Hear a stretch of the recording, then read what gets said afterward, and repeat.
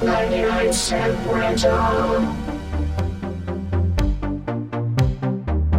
This is 99 Cent Rental. I'm your host, Brian White, and joined as always by my co-host, Dave White. Hey, Dave, how you doing over there? Oh, hello. I'm doing all right. Hey, I'm gonna pitch you a product. Got a thing I'm gonna sell to you. I'm gonna sell it to all the people listening too. It is a little book called Physical Media Booklet Essay. Oh shit! All right, Yep. all right. This is if you haven't seen it on Instagrams.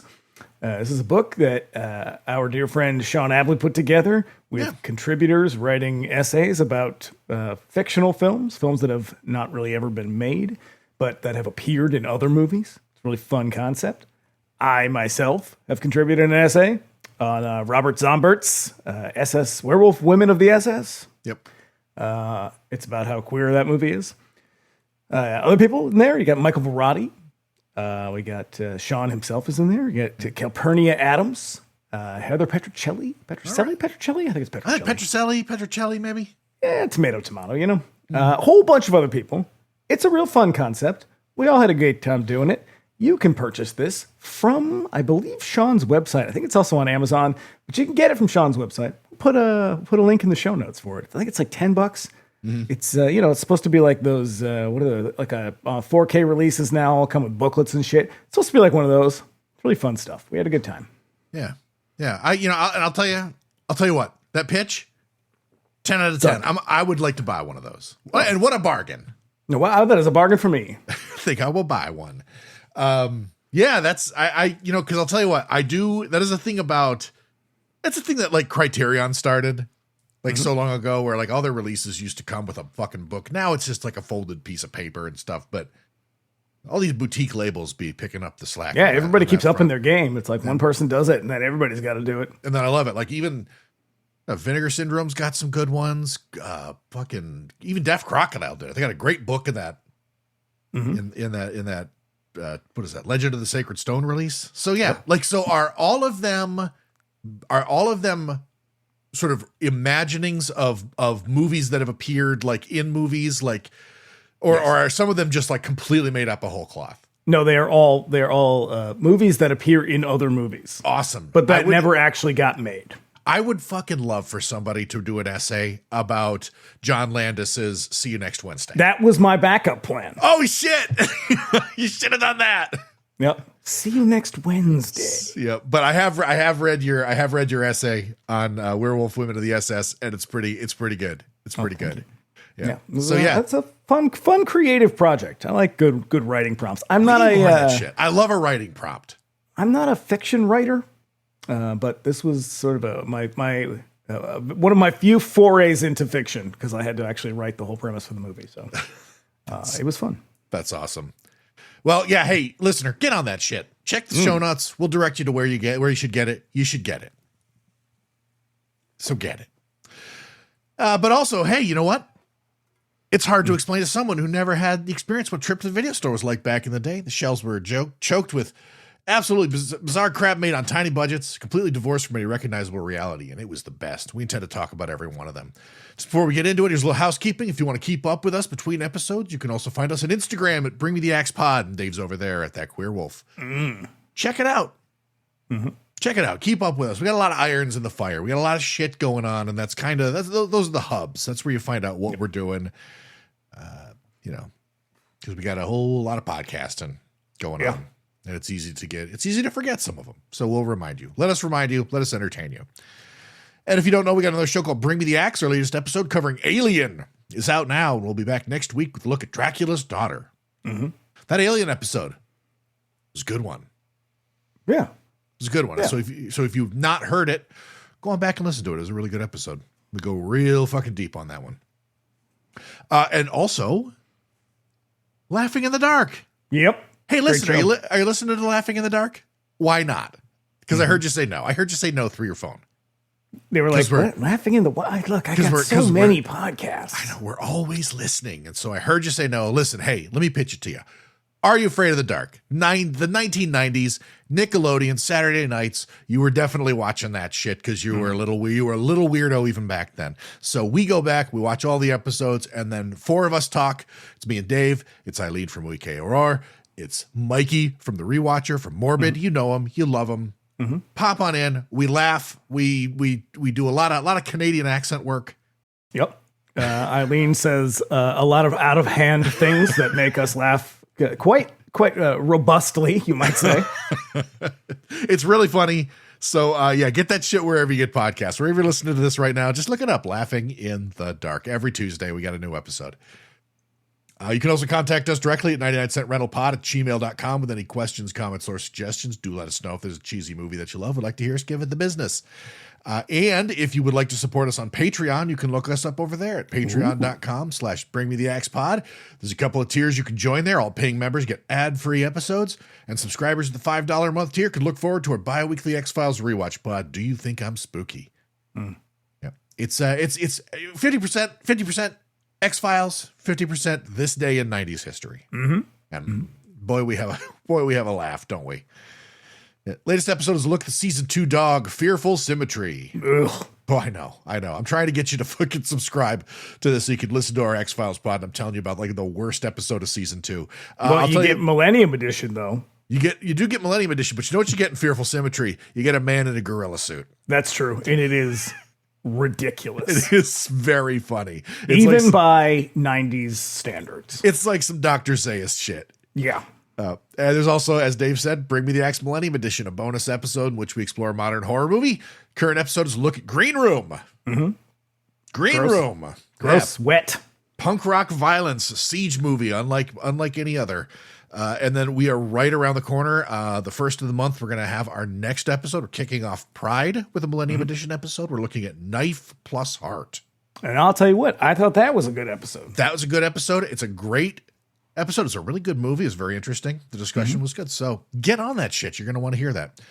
And all Patreon subscribers, even the free tier, get access to our Discord server. Paying members get access to additional channels, voice and video chat, the watch parties option. Pop in on a Friday night. Watch Monday's movie with us that Friday. What else you got going on? Yeah, seriously. What do you got, friends? Get the fuck out of here. Get the fuck out of here. You're not doing anything. Pop in, yuck it up with us, watch a movie. It's fun. Once again, patreon.com/bringmetheaxepod. And hey, merch. Yep. Merch. Yep. We just had a delightful merch drop. Prompted by a discussion in that very Millennium Edition episode about how Fangoria's Pride shirts kind of suck. And so we made our own. Yep. Suck it, Fangoria. That's right. All the proceeds from that shirt go to Queer Nation. Yep. So I will have, again, check the show notes. I will have a link to where you can get that. Show your support for all your LGBTQ plus loved ones, friends and families, theys and thems. He's, she's, we's. They, thempire. We's in the juice. No we's in the juice. Look, you can support Queer Nation. You support education and advocacy on behalf of queer people. And you can wear our logo. Yeah. Everybody wins. Love wins. Hey, there it is. So yeah, check the show notes. I'll have a link to where you can buy that. And lastly, if you like what you hear, you can subscribe to us wherever you get your podcasts. We're also on YouTube. Search us by name and subscribe if you prefer to consume your podcast that way. And you'd be doing us a favor by leaving us a 5-star review on Apple Podcasts and Spotify. So take a moment. Just take a moment. Look at your phone right now. Just, you'll have a rate this show. You push that button. One tap, 5 stars. Please. Boom. And if you feel so inclined, leave a little comment. Say a little prayer. You say a little prayer. Yep. And if you listen on YouTube, do us a favor and give the episode a like and leave a comment. We love hearing from you guys. Just want to get that. YouTube's been deprioritizing shit. So gotta help us out. This is true. Yeah. These fucking shady bastards. We're too woke. Too woke for the tech bros. That's right. Anyway, here's the trailer. Just tell me one thing, Burke. You're going out there to destroy them, right? Not to study, not to bring back, but to wipe them out. That's the plan. All right, people, on the ready line. Are you me? Yeah! Are you me? Yeah! time to die! Get on the running line!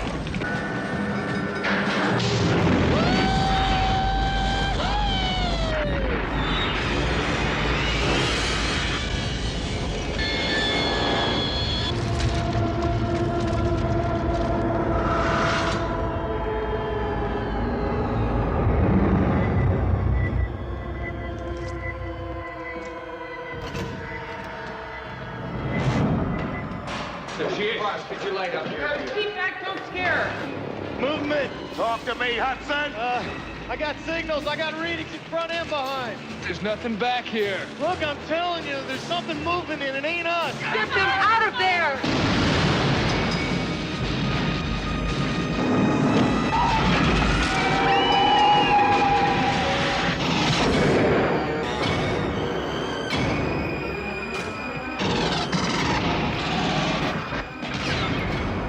They cut the power. How could they cut the power, man? They're animals. There's movement all over the place! 5 meters, man. 4.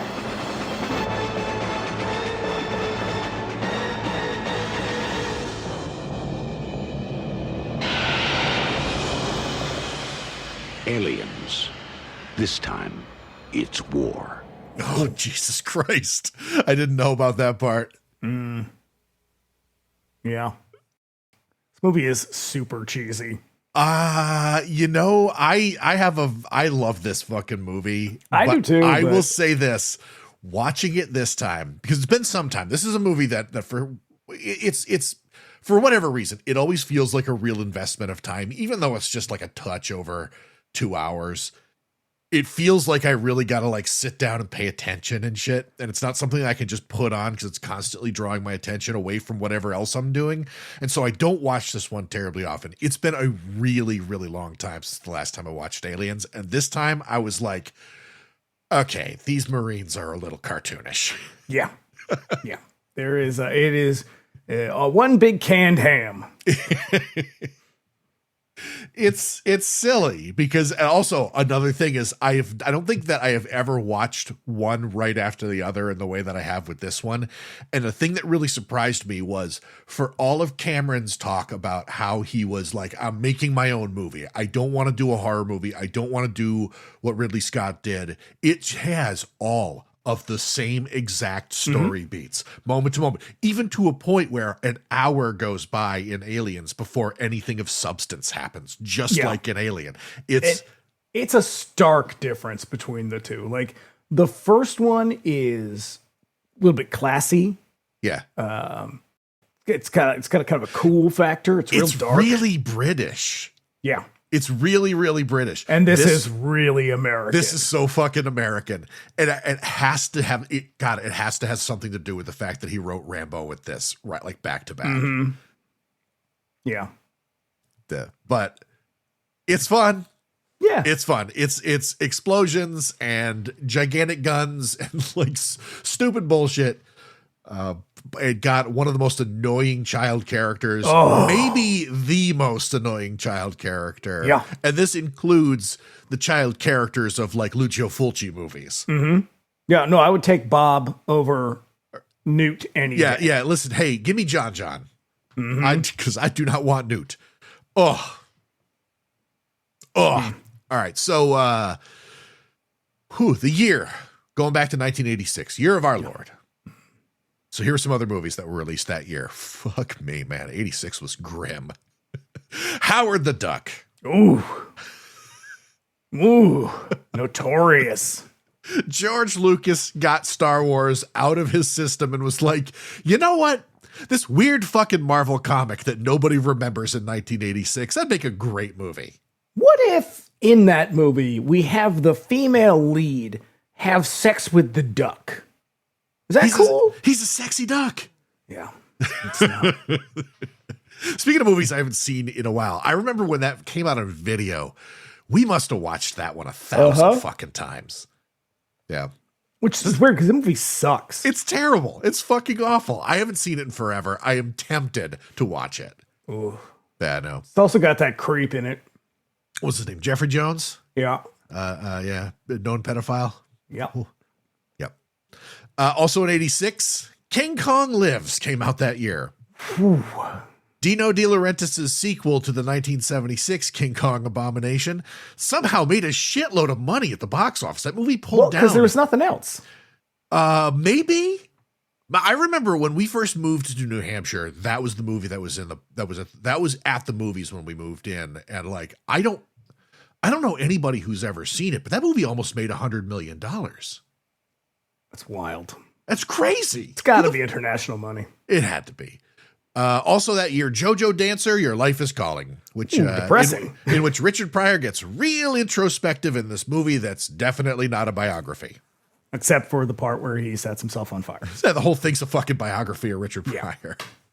I always wondered, I've seen it, I don't remember it. I've always wanted to kind of go back on it because it seems like a Criterion just put it out. Really? Okay. Yeah, in 4K. Huh. It's got to have some merit, I guess. Yep. Not the only brown face problematic movie in 1986. Short Circuit also came out that year. Ooh. In which Fisher Stevens plays an Indian man. Yeah. In brownface with a ridiculous Hank Azaria accent. That's a terrible movie. These are bad movies. These are very bad movies. These are incredibly bad movies. Yeah, whenever I do this for 99 cent, I always look up the worst movies of 86. Because there actually were good movies that came out in 86. Oh, sure. There were fucking plenty. Like, I think there's an Indiana Jones movie. Not that year. Really? No, Temple of Doom came out in 84. Last Crusade was 89, I think. Yeah. But rounding out 86, it's steamy. It's sexy. It started off a whole fucking wave of erotic thrillers. It's a body double. It's 9.5 weeks. Oh, yes, it did. Adrian Lyne at his least fine. Yeah. Whenever I haven't listened to it in a really long time, but I used to listen to Brett Goldstein's Films to be Buried With podcast. And he always asks his guests like a movie that a real sexy movie that you like. And everybody invariably always says 9.5 weeks. And I'm not convinced that those people have actually seen that movie because that movie is problematic as fuck. It's sexy in the sense that like Kim Basinger is looking real fucking good and Mickey Rourke's looking real fucking good. And it's got a lot of real peak.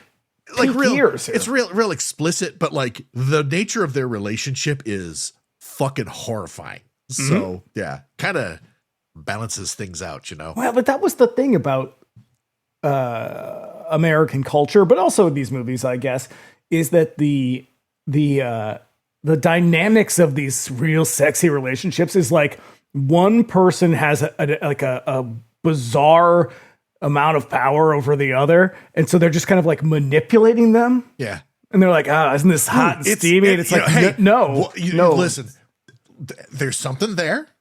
You know, you got to negotiate these things. You got to work that power dynamic out in a way that's consensual. Yeah, that didn't happen in those movies, though. No, but I mean, it's part of the steam. Yeah, it's also called rape. So, cast and crew. We have a director here by the name of James Cameron. Is James Cameron a hack? No. Okay. Fuck no. I think these days, yes. I think that he does not really give a fuck about the movies that he makes because here's the thing. I have not seen those Avatar movies. I don't know anybody who's seen those Avatar movies. I've never seen a single one. And yet they're the biggest fucking deal in the world. Everybody who does see them goes fucking nuts for them. I don't give a fuck. They don't look terribly interesting to me. But they make so much fucking money, and he makes so much money off of them that he just seems to just take it and throw it into whatever daredevil enterprise that he's truly interested in these days. Usually taking a state of the art submersible to the fucking deepest parts of the ocean. Yeah, it's like he didn't really want to be a director. He wanted to be a guy who goes to the bottom of the ocean. Because I for a guy who looms so largely in the sort of American film imagination, he has 10 movies, including the is it 3 or 4 of the Avatar movies? There's like 6 of them now. Because after Titanic, he kind of checks out.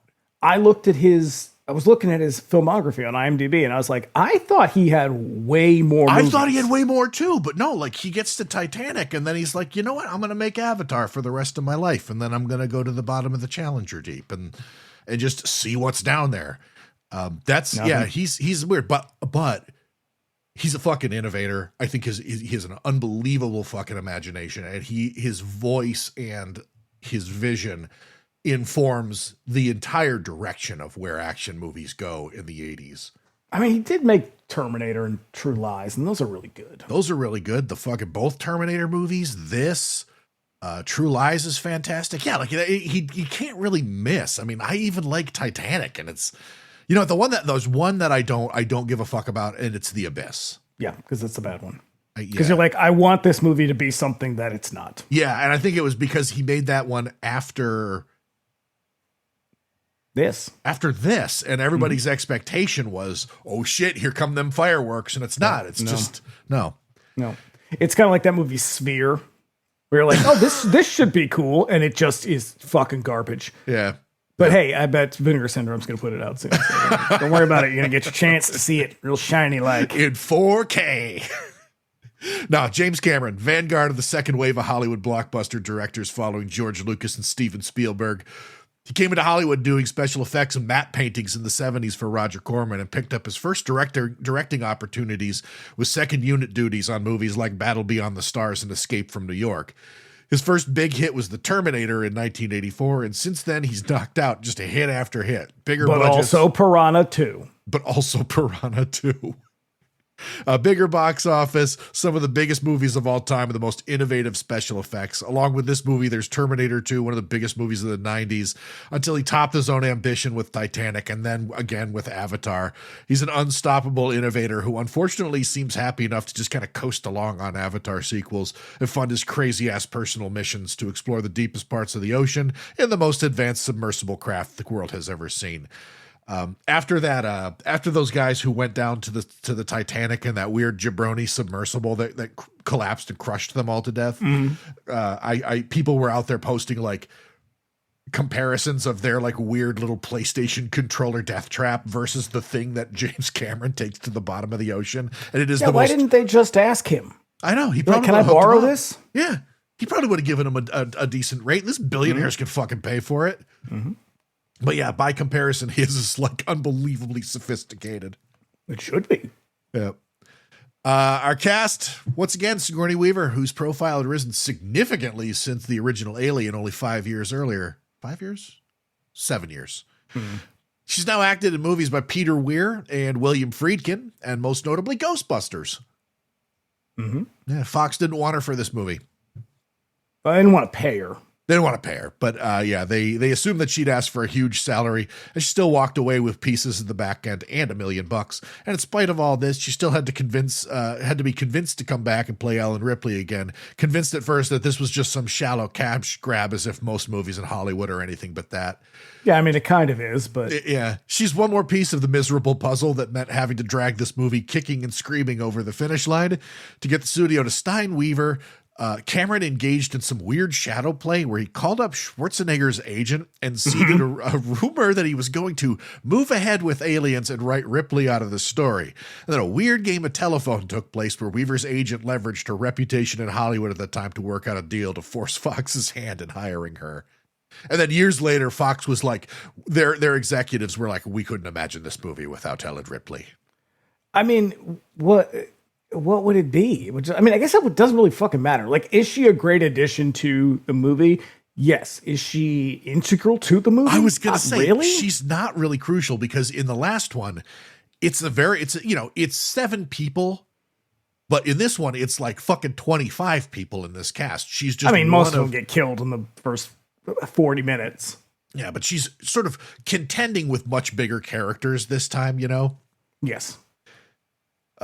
So we've also got Michael Biehn, who's a last-minute replacement for the original actor who was cast to play Hicks, James Remar. Remar found himself in cocaine illegal trouble when he was arrested in England for possession of cocaine a week into production and needed to be recast in a hurry. Cameron fell back on Michael Biehn, made famous in his previous movie as future soldier Kyle Reese sent back in time to protect Sarah Connor. He comes in at the last minute, and you could tell since his gear is all inherited from Remar, and it doesn't fit quite as well as the other soldiers. Yeah. He looks I feel like Michael Biehn's one of those guys who's like, it just never really happened for him. I thought the same thing. And I think it's just that, like, he starts off his career in like the Terminator is not his first role, but it's his first big role. And then he's in this one. And then he continues in like movies with Cameron. But each time he makes a movie with somebody who's not James Cameron, like his profile gets a little smaller, the roles get a little smaller, the movies get a little crappier, but he stays fucking very busy. Yeah, no, he's been like, but television. he feels like he should have been bigger. He should have been bigger because I think he's fucking fantastic. He's a decent actor. He's a good looking guy. He's a good actor. He's got action hero all over him. He's charismatic as hell in this movie. Yeah. Yeah. But I do love the fact that like you could tell like they had no time to fucking do like changes to sort of make his gear fit a little more because he looks like a little kid in an adult costume. I mean, there are even scenes in this movie with James Remar in them, shot from the back. Yeah. Like they had to. The Remar stuff is in this. There's 2 scenes that are okay. Yeah, because they had to go back and reshoot all of the Remar stuff, which I think. By that time, they'd only done a little bit of the scene where the Marines first go into the nest. Yeah. So Lance Henriksen is our last guy. Ooh. Fell in with Cameron on Piranha 2, but had been acting since the 60s and appearing in some fun bullshit in the 70s like The Omen 2 and the utterly bananas Italian crash out, The Visitor. One of my favorite movies. Just another American actor wondering what they're doing on that set. Going on vacation is what they're doing. Him and Shelley Winter just being like, the fuck are we doing here? That whole movie is like nothing but famous people who are like, why not? I get to go to Milan for a little while. Fantastic. Yep. With a real distinctive look, Cameron intended for Lance to play the Terminator in that movie, but ended up with a small part, only to come back a couple of years later and play a robot in Alien, which is a real Cameron thing. Like he always like makes connections with people who almost get into movies by him in the 80s. And then like a little ways down the line, he's like, yeah, we'll have Stephen Lang in this. Do you think he feels bad? Maybe. Like he must, because he remembers these people like fucking 40 years later. Yeah. I mean, but like Lance Henriksen, he's not nobody. You know, he had some visibility at the time.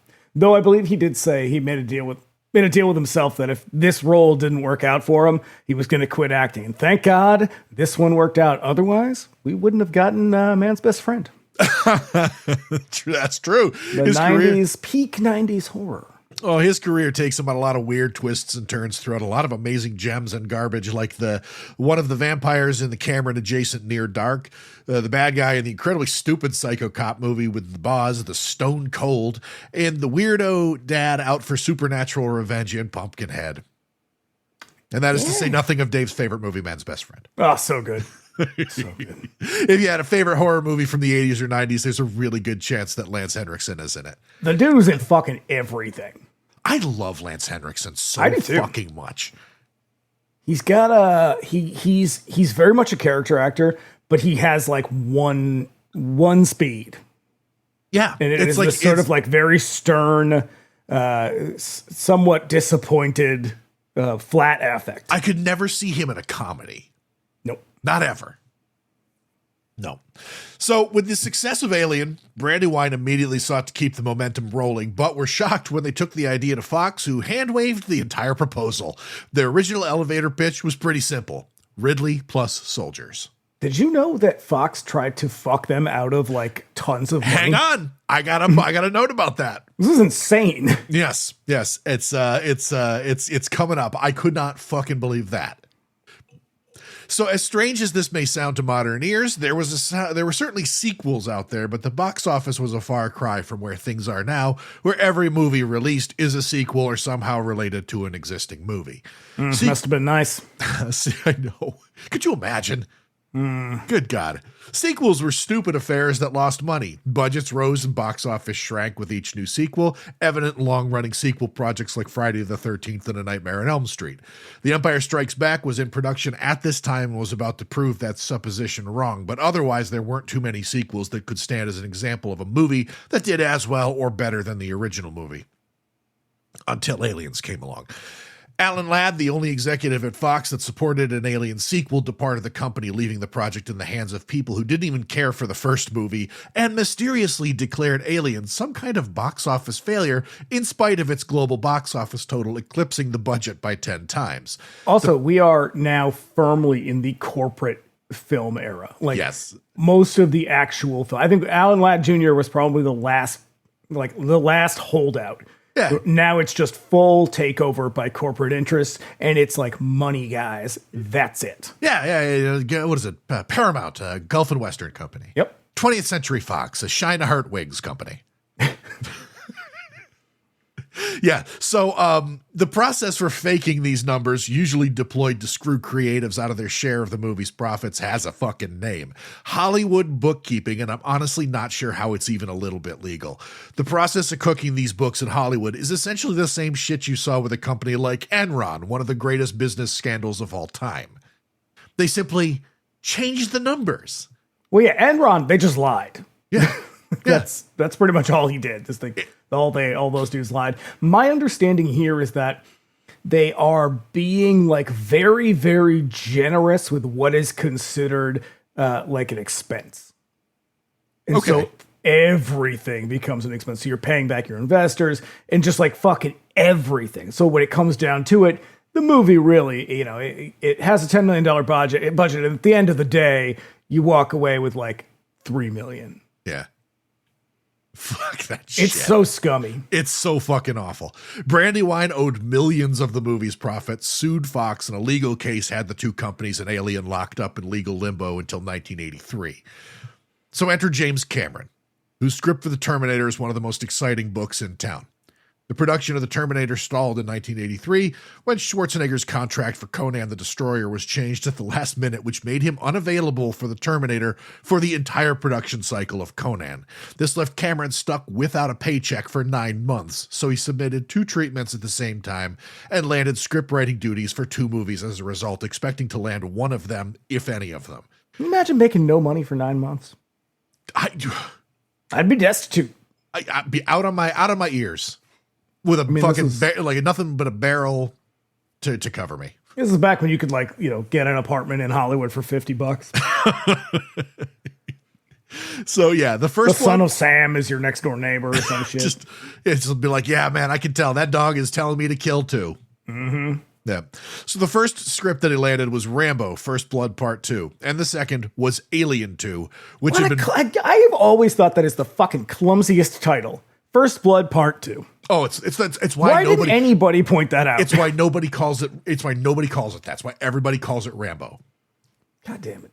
Yeah. So yeah, the second was Alien 2, which had been freed up following the lawsuits. And as a result of the shitty business dealings, the court ruled that Fox was on the line to support and fund a sequel, but their enthusiasm for such a movie remained at a minimum.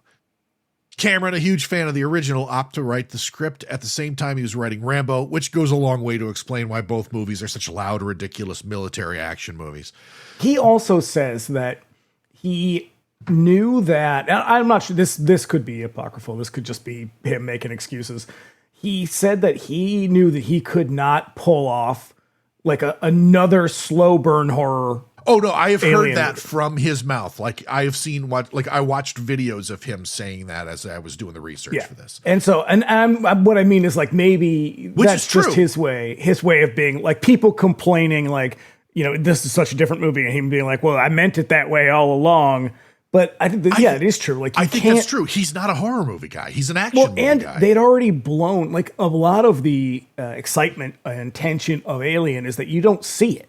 Mm-hmm. It's there, but you very rarely see pieces of it. Yeah. And it's very Jaws-esque in that way. And it's like, you can't do that a second time around. You've already kind of given away, the big conceit of Alien is the alien. Yeah. It's like, that's the excitement of it. And so this one, he's like, I decided to go a different direction. I mean, it's probably for the best. I certainly appreciate that, because if he tried to just do Alien again, or at least, keep that sort of like morbid molasses pace, but with, Ripley plus soldiers, I don't think it would have. I don't think it works. It would have been a fucking nightmare. And it doesn't work because it's a very Alien is, despite being in 1979, it's a very 70s movie. Aliens is a very 80s movie. Super fucking I don't 80s. think you could do Alien in 1986 to the same success. I mean, it might have been popular, but it's not. The audience is different now. The expectation is different. We are firmly in the 1980s here. Yeah. And so this is like, Cold War era, big fucking guns, Yep. explosions nonstop. That's what people wanted, and he gave it to them. It's Reagan. Yeah. Yeah. So both of them reflect the way that America was beginning to look at Vietnam in the 1980s under Reagan, particularly in 1986. That was a year when all of a sudden everybody started talking about Vietnam again. With Platoon, I think Full Metal Jacket came out that year, or maybe it was the following That was the year before. It's 86 or 87. Oh, Full Metal Jacket is 87, but I think they're making it right before they make this. They're making it at the same time as one they're of them is making in Alien. this. Yeah. One of the guys from that is in this. Yeah. So Rambo is a big anti-government revenge fantasy. Huge middle finger to the original movie, which is a big stupid action flick, but also a meditation on the way that the war destroyed the men who came back and how post-war society they returned to couldn't bear to look at them. Aliens, however, in spite of its hooting and high-fiving space marines, whether it knows it or not, is an examination of the loss of the Vietnam War. In many ways, it's about how the state is a little more than an arm of the capital class, and that profit is made at the direct expense of the people who work for that capital class. I would go, it's more a commentary on corporate America. There's certainly that. Now, where Alien was terribly explicit about the blue-collar nature of the astronauts, Aliens downplays the same message, but it's still there as it is revealed that the colonists on LV-426 were sent to their deaths by corporate interests on purpose. The Colonial Marines are deployed much in the same way that the United States military was to Vietnam in the 60s to oppose Ho Chi Minh. And the rollout was very similar to the way that the United States military has carried out conventional warfare against asymmetrical opponents ever since. We bring state-of-the-art and weapons to bear against a significantly inferior opponent, but crumble when facing an enemy that moves around unseen and strikes in devastating ways that our latest technology is completely unable to match. Yeah, be they the Viet Cong or xenomorphs. Yeah. A tomato. Iran xenomorphs. Mm-hmm. What's the difference? Yeah, it all comes down to attrition. For Aliens, Cameron is combining bits and pieces of other scripts he had kicking around, including one called Mother, in which an alien set loose on the space station is fought to the death by someone in a big power loader suit. The project came to a halt once again, and he shelved Aliens when the Terminator went into production. And upon that movie's success, he had no problem grabbing the director role on Aliens when Lawrence Gordon moved into Fox and looked at all the treatments they had on hold. Aliens immediately grabbed his attention, and Cameron was given the go-ahead to write a proper script, which turned in 1985, just hours before the 85 writer's strike. Being that he's not really a horror guy and is definitely an action guy, he wrote something that didn't bother to contend with the original's mood and fear factor. He felt that he couldn't possibly go that route and do it justice, so he wrote a big, stupid action movie in its place. Nice. The project was still called Alien 2 at the time, and as the movie Electric went... Boogaloo. Electric 2... Alien 2, The Legend of Curly's Gold. So, Cameron pushed to change the title to Aliens. The legend is that when he pitched the movie to Fox originally, he simply wheeled a chalkboard into the office, wrote the word alien on it, and then added an S and then made it a $sign. And this is obvious, which is not true at all. But the story I just told you disputes that. But it's partially true in that when he pitched the new title, he turned over his copy of the script and did all that on the back of it to sell the new movie title to the studio, who ultimately went with it. They were like, yeah, man, we saw the first one. It made $100 million. So, well, the thing was Fox, all the way up to the point when it finally went into production, just were fighting him on everything. Like, nobody wanted to make this fucking movie. It sounds like the experience of making this movie was awful. It sounds it's terrible. Just like everybody was an asshole to everybody else. Yeah, let me tell you about it. The actual filming part of production sounded like an absolute nightmare. According to Bill Paxton, the cast got along quite well, but the English crew couldn't stand working with Cameron, who was seen as a bit of a bully, being that he was quite hands-on, assertive, and was pissed off that they lost an hour of production every day for fucking tea time. And now the alternate explanation is They thought that he was untalented. They didn't think that he had the right to make a sequel to Ridley Scott's movie. They thought that his producer girlfriend was a woman and shouldn't be involved in anything because she's a stupid lady. It's like, they all sound like a bunch of fucking jerks. Oh, the English crew sounds like shit. Cameron's AD, his assistant director, was like openly hostile to him all the time, like publicly questioning everything he did. The second assistant director that he hired was doing it. He'd already gone through another one. The first one he already fired. Also, the original DP on the picture was a guy named Dick Bush. Yeah. Prime Bush hole. But yeah, when I heard that, I was like, hold up. The employees are like bossing the boss around. Mm-hmm. And then they would get mad because they would all like go and break and have fucking tea and pastries. And while they were doing that, like he would like go and like fuck with the lights and stuff like that to get the shot that he wanted. Yeah, because they were like deliberately undermining him, because he said like they all treated it like this was just mechanical. Like they were just doing a job. They had no interest in making movies. They could have been doing anything. Yeah. A thing that went a long way to sort of feed that attitude that they had towards him was that in the United States, the Terminator was a fucking huge like smash hit for 1984. In the UK, it tanked. And so everybody was like, oh, the guy who made that fucking failure is here trying to make Sir Ridley Scott's movie. And so they had this like really shitty attitude. But even like Ridley Scott had only made a couple other movies by that point. I know, but he was their countryman. God, eat a dick. Fuck these people. Yeah. The DP that he eventually sort of got settled with, a guy whose name I didn't write down. I can't Derek remember. Cracknell. Oh wait, no, he's the AD. Yeah. I can't remember the DP's name. But he wanted, so there's a whole bunch of scenes that they end up getting cut out of the movie that shows the interior of the facility, like brightly lit and like with people going around and like actually working on it. And so all of them were like, the interior of the station needs to look like this. And he's like, but no, here's all the fucking storyboards and conceptual art that I have done by my own hand, production design that I drew myself, that this is how it's supposed to look. Make it fucking look like that. And they were like, no. No. Nah. Not funny.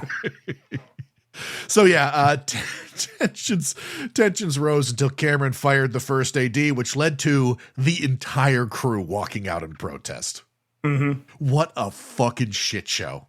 The Sigourney Weaver lured them all back. Yeah.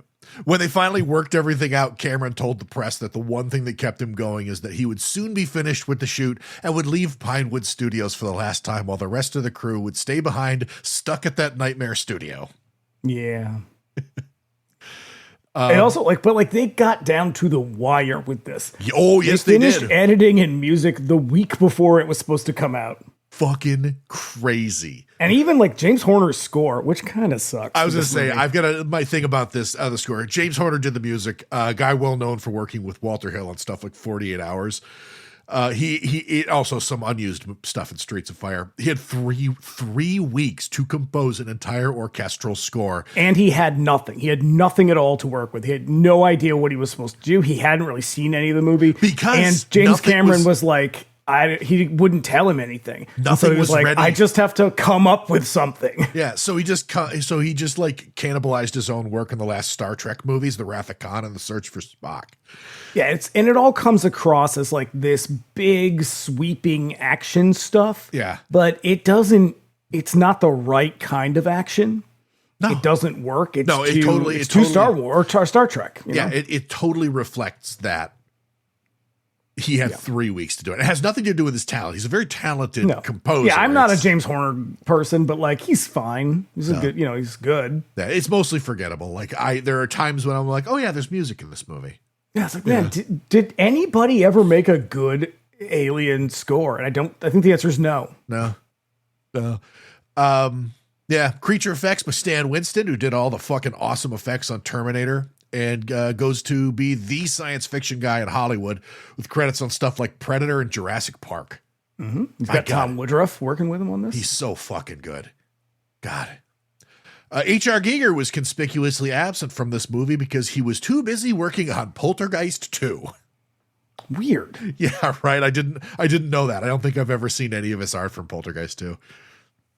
Apparently he was offended. Yeah, he was aggravated that not being asked to participate, but Cameron later wrote him a letter of apology and received a letter back from Giger complimenting his designs on the Queen, stating that this is probably how he would have designed her himself. Yeah. Which is nice. All right. Yeah. Bill Paxton saved his own career by taking on this role. He ducked out of Police Academy 2 to be an Aliens. His role, Zed, the gang leader that Bob Goldthwait ultimately made fucking famous somehow. Bill Paxton may have saved his career, but he has forever saddled the world with Bob Goldthwait. You win some, you lose some. That's true. Yep. And there's that cute story about how he was so uncomfortable swearing in front of a child that he kept apologizing. Bill Paxton sounded like a really nice guy. I'm a huge Bill Paxton fan. Very enthusiastic dude. Loved working in movies. Mm-hmm. Yeah. God. All right. Rest in power, Bill Paxton. That's right. Fucking A. This movie, as you said, ran right up against its release date. Post-production wrapped days before the movie was set to be released. It opened in July to tremendous and generally favorable criticism and bought in an estimated box office of $165 million against an $18 million budget. Yeah, not bad. That's just in the United States. The only thing that matters. It's the only thing that matters, baby. USA. US and A. USA. Oh, it's the worst thing I've ever heard in my life. It's so uncomfortable. Makes me want to fucking die. Where'd the press come in on this one? I didn't know what to expect with this.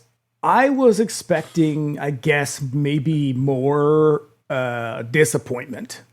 And that's really not how it worked out. I'm going to tell you all about it. Let me hear it. J. Carr, Boston Globe. The Old Gray Lady.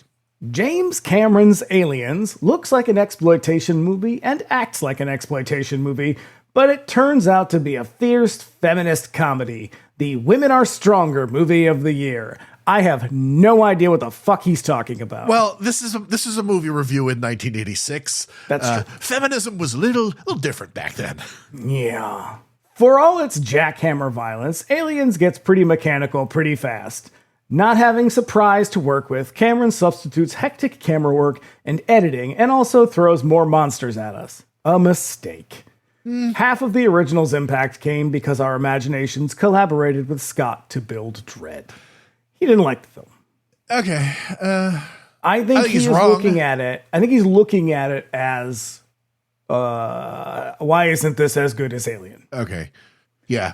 I mean, you do have to contend with that. And one of the things that there were notes about Cameron's friends and like associates around this time when he was really into this. He really, really wanted to make this movie because he loved the original Alien. And he had so many ideas that he wanted to sort of bring to bear on this. And all of his friends were like, listen, this is going to be a huge mistake for you because like if this movie succeeds, everybody's just going to give credit to Ridley Scott. Mm-hmm. And if it fails, it's all on your shoulders. Which is why I think it's a good choice that he took the route that he did. Cause it's like, you can't give credit to Ridley Scott cause it's nothing like Ridley Scott's movie. Yeah.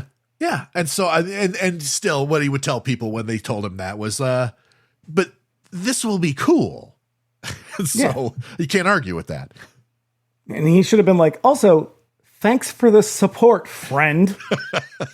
A bunch of people in some of the reviews that I read mentioned the feminism of this movie. There is not a fucking feminist thing about this film. I will rage about it later. You have to square that with the time.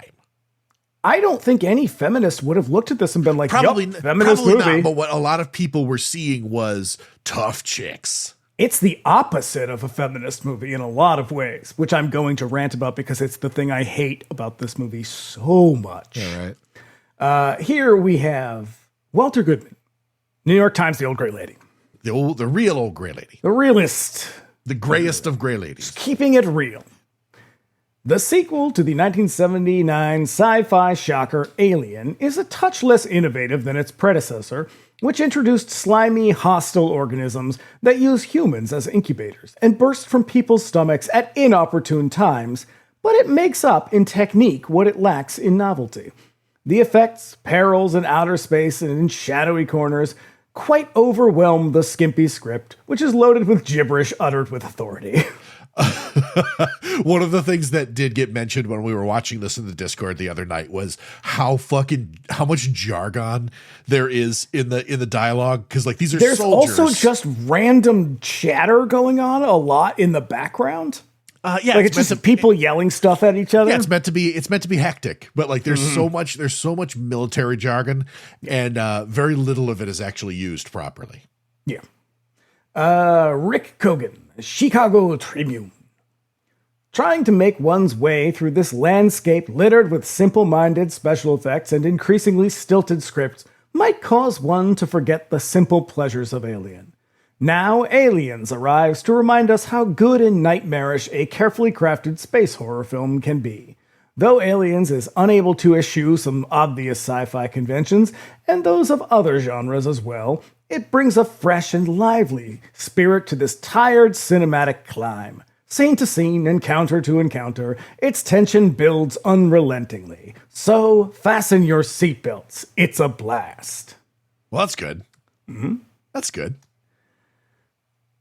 Sheila Benson. Yes. Los yes, Angeles. I saw her name in the list of reviewers, and I was like, oh, give me that shit. What under the planets would make Sigourney Weaver, a young woman who most assuredly knows how many beans make 5, climb back into her skivvies? She's bringing that game. And head straight back to the planet. Is it Acheron? Acheron is the name of it. It was what they sort of informally named LV-426. Compassion for other human beings. That's what. That's the tack that the makers of Aliens have taken, and their film is canny, ironically funny, and certainly successful when Weaver's around. That's great. I love Sheila Benson. She brings it. She knows how many beans make 5? The fuck are you talking about, lady? I have no idea, but it's strewn about like such exquisite laundry. Such exquisite laundry. Let me hit you with Roger Ebert, Okay. Chicago Sun-Times.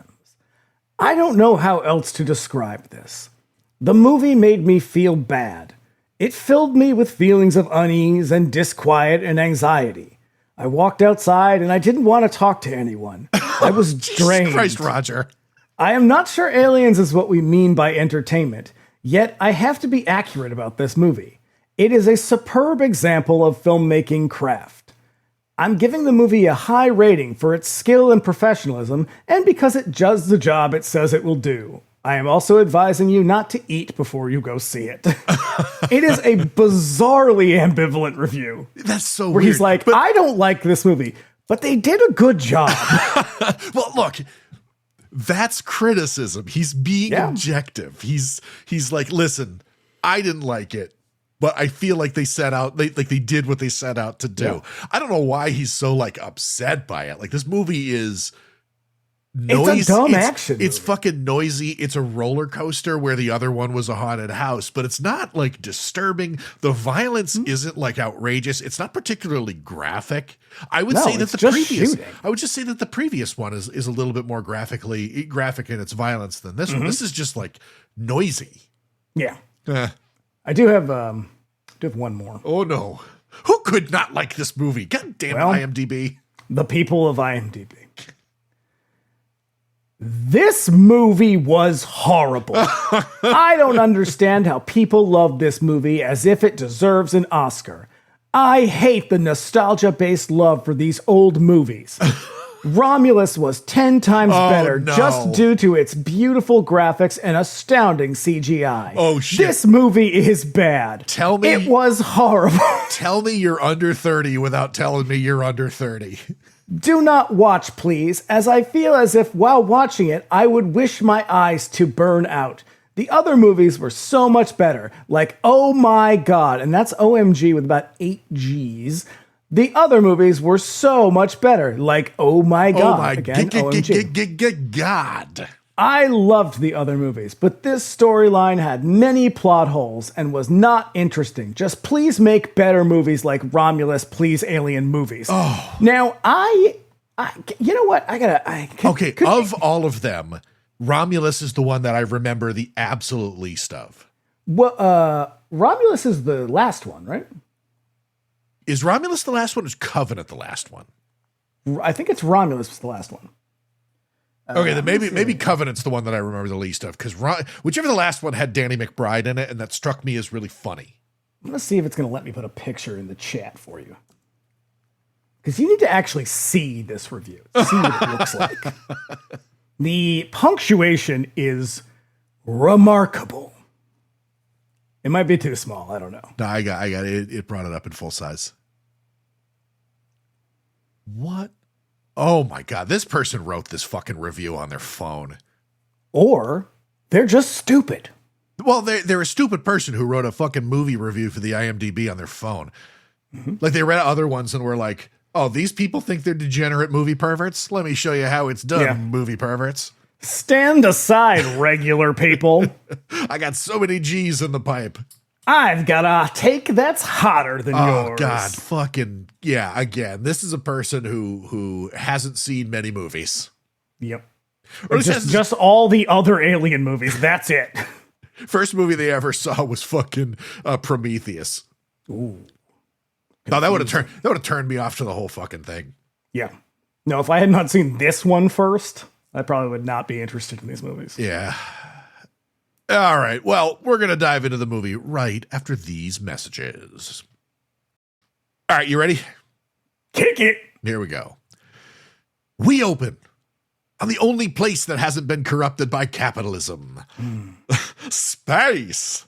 We open on the sparkliest spaceship ever. Why does it look like Sunday morning at Studio 54 in there? Because she's been adrift for so long. That's true. Yeah. It's the Narcissus, the shuttle that managed to escape from the abandoned and obliterated Nostromo. It drifts silently through the void. Within, we find the ship as it was left by Ripley after ejecting the xenomorph out into space. She sleeps in a pod with Jonesy the cat, everything coated in a thick layer of frost. Suddenly, or glitter and cocaine. Yeah, it was disco night. It was throwback night at the local disco. Suddenly, the computer chatters to life. We see that the shuttle is being picked up and brought into a roving salvage ship. A cutting laser neatly bores through the bulkhead, and a robot arm with a scanner surveys the interior. Finding no threat, salvage astronauts enter the shuttle and dust off Ripley's pod. Disappointing to find a living person inside. Yep. We immediately see that they had a lot more money for this movie. Oh shit! This one hits the ground running. They're telling you this is not that movie you saw 7 years ago. No, these guys are pissed. They'll be unable to scrap the ship and sell it. So they return her to a huge space station in orbit around Earth. Let's call it the Citadel.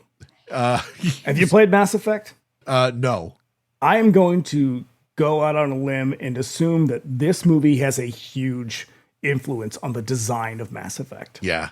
I've always wanted to play those, but I've never known. Like I missed the opportunity to get in on it because I was kind of broke when they were really kind of at the peak. They did a like one of those kind of HD remasters of the first three a couple years ago. Are they good? Do they look good? Because I've played some like HD remasters. You still know that you're playing a game from like 2012 or whatever, whichever year it's from. It can feel a little clunky, but I played all three of them through. I thought it was pretty fun. I like them a lot. The fourth one, I don't think I even finished. Yeah, because I played the remasters of Uncharted on the 4. Oh, those aren't as good, and those are kind of clunky. They looked kind of crap. That's the thing. I also played Assassin's Creed. HDs. Those sucked. And those remasters were terrible. And they were like the Resident Evil remasters, which were also real bad. They just looked like high def versions of the PS3 game. You know? Yeah. They return her. So the doctor wakes Ripley from sleep and brings in Carter Burke, a rep from the company, who carries Jonesy with him. He remarks, the nurse or the doctor is like, "Yeah, he's an okay guy," and I wrote, "He is absolutely not an okay guy." He is the first. You can. He's slimy. He's slick. Mm-hmm. Yeah, he's smarmy. He remarks that all the symptoms of the sleep she's feeling right now will pass soon. They're pretty normal for someone who's in hypersleep for such a long time. Ripley, who expected to drift for 6 weeks when we last saw her, managed to evade Earth scanners for 57 years. Yeah, because she's like, "How long have I been out?" And he was like, "Oh, nobody told you. I was like, that must be so awkward. Dog, when I remember the first time I saw this movie, like that detail freaked me out for some reason. Oh, because I hear that now and I'm like, that must be the most restorative. Like I am honestly a little bit jealous. You wake up feeling just like a brand new person after 57 years. No, I have not slept through a night in 20 years. Like I was just lost at sea for 57 years and they fucking wake you up and everything you know is gone. I mean, your muscles, your joints are a little stiff, but yeah. Otherwise. Yeah.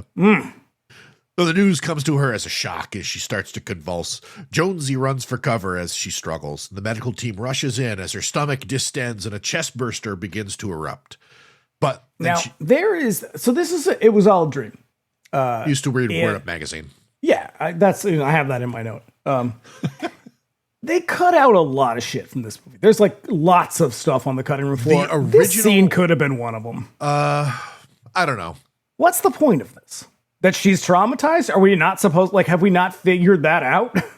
It sets the pace. It gives you a little something, because 1986 is a different movie landscape from 1979. You can't string them along for an hour before you give them something. You got to hit them with something right up front, even if it is just a fucking stupid dream sequence. And audiences are shrewd in the 80s. They cut so much out of this fucking movie. His original, there's a special edition you get that restores basically everything that he wanted to include. They cut an entire reel from this movie. Because it's like an hour longer. Yeah, the finished submitted cut that he put in initially was 2 hours and 37 minutes. And I think they had him pull 20 minutes from it. Cause I think the official theatrical release 2:17 is 2 hours 17. Yeah. But yeah. Whew. Also, there's a cut scene here prior to her meeting with the board where Burke shows up with information about Ripley's daughter, who was 9 when she disappeared after the Nostromo incident. And then Ripley cares? Yeah, Ripley learns that she died recently of cancer. This is to sort of give body to the relationship that she has with Newt later on, because otherwise it doesn't make a whole lot of sense. I can explain it when we get there. All right. Yeah. But yeah, later on, she meets with the board of executives from the company who go over her record of what happened at the Nostromo. She's in this room with just these room full of shitty men, just a couple of stone cold bitches. Dude, these guys, you've been at sea for 57 years. Your bosses are up your ass as soon as you're awake. And you're like, okay, maybe there's a couple of ladies in the room. Maybe I've got an ally or two. Nope, those haircuts say otherwise. They give her shit for destroying the ship and fleeing. Oh boy. Yeah, they're dubious about her story. They know about LV-426 and that there's nothing there. It's just a rock. So Ripley clears up our question about the last movie. Were the aliens from LV-426? No, they were brought there by the derelict craft that they found. Since that time, no record of any such being has been recorded.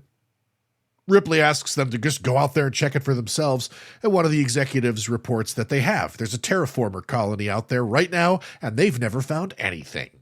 I think it's a fairly astute assessment of corporate America at the time and now, I guess. Yeah. There's a lot of romanticizing about corporate raiders and unchecked greed, and it's well, here's what it really looks like. Just a bunch of fucking dudes sitting around a boardroom table. Yeah, yelling at a lady because they blew up her spaceship. They blew up their spaceship. At least she's got big fluffy hair. Yeah. So there's an entire act of this movie that's right here that gets cut out, and it's set on Hadley's Hope, which is the name of the colony on LV-426. And it shows the facility well lit. Cheesy. Hadley's Hope. It's pretty corny, yeah. It shows it fairly lit well and fully staffed. There's also a scene where Newt's family drives out to the crashed ship, and her father ends up face-hugged. Neat. Fucking hate this girl. Nobody calls me Rebecca.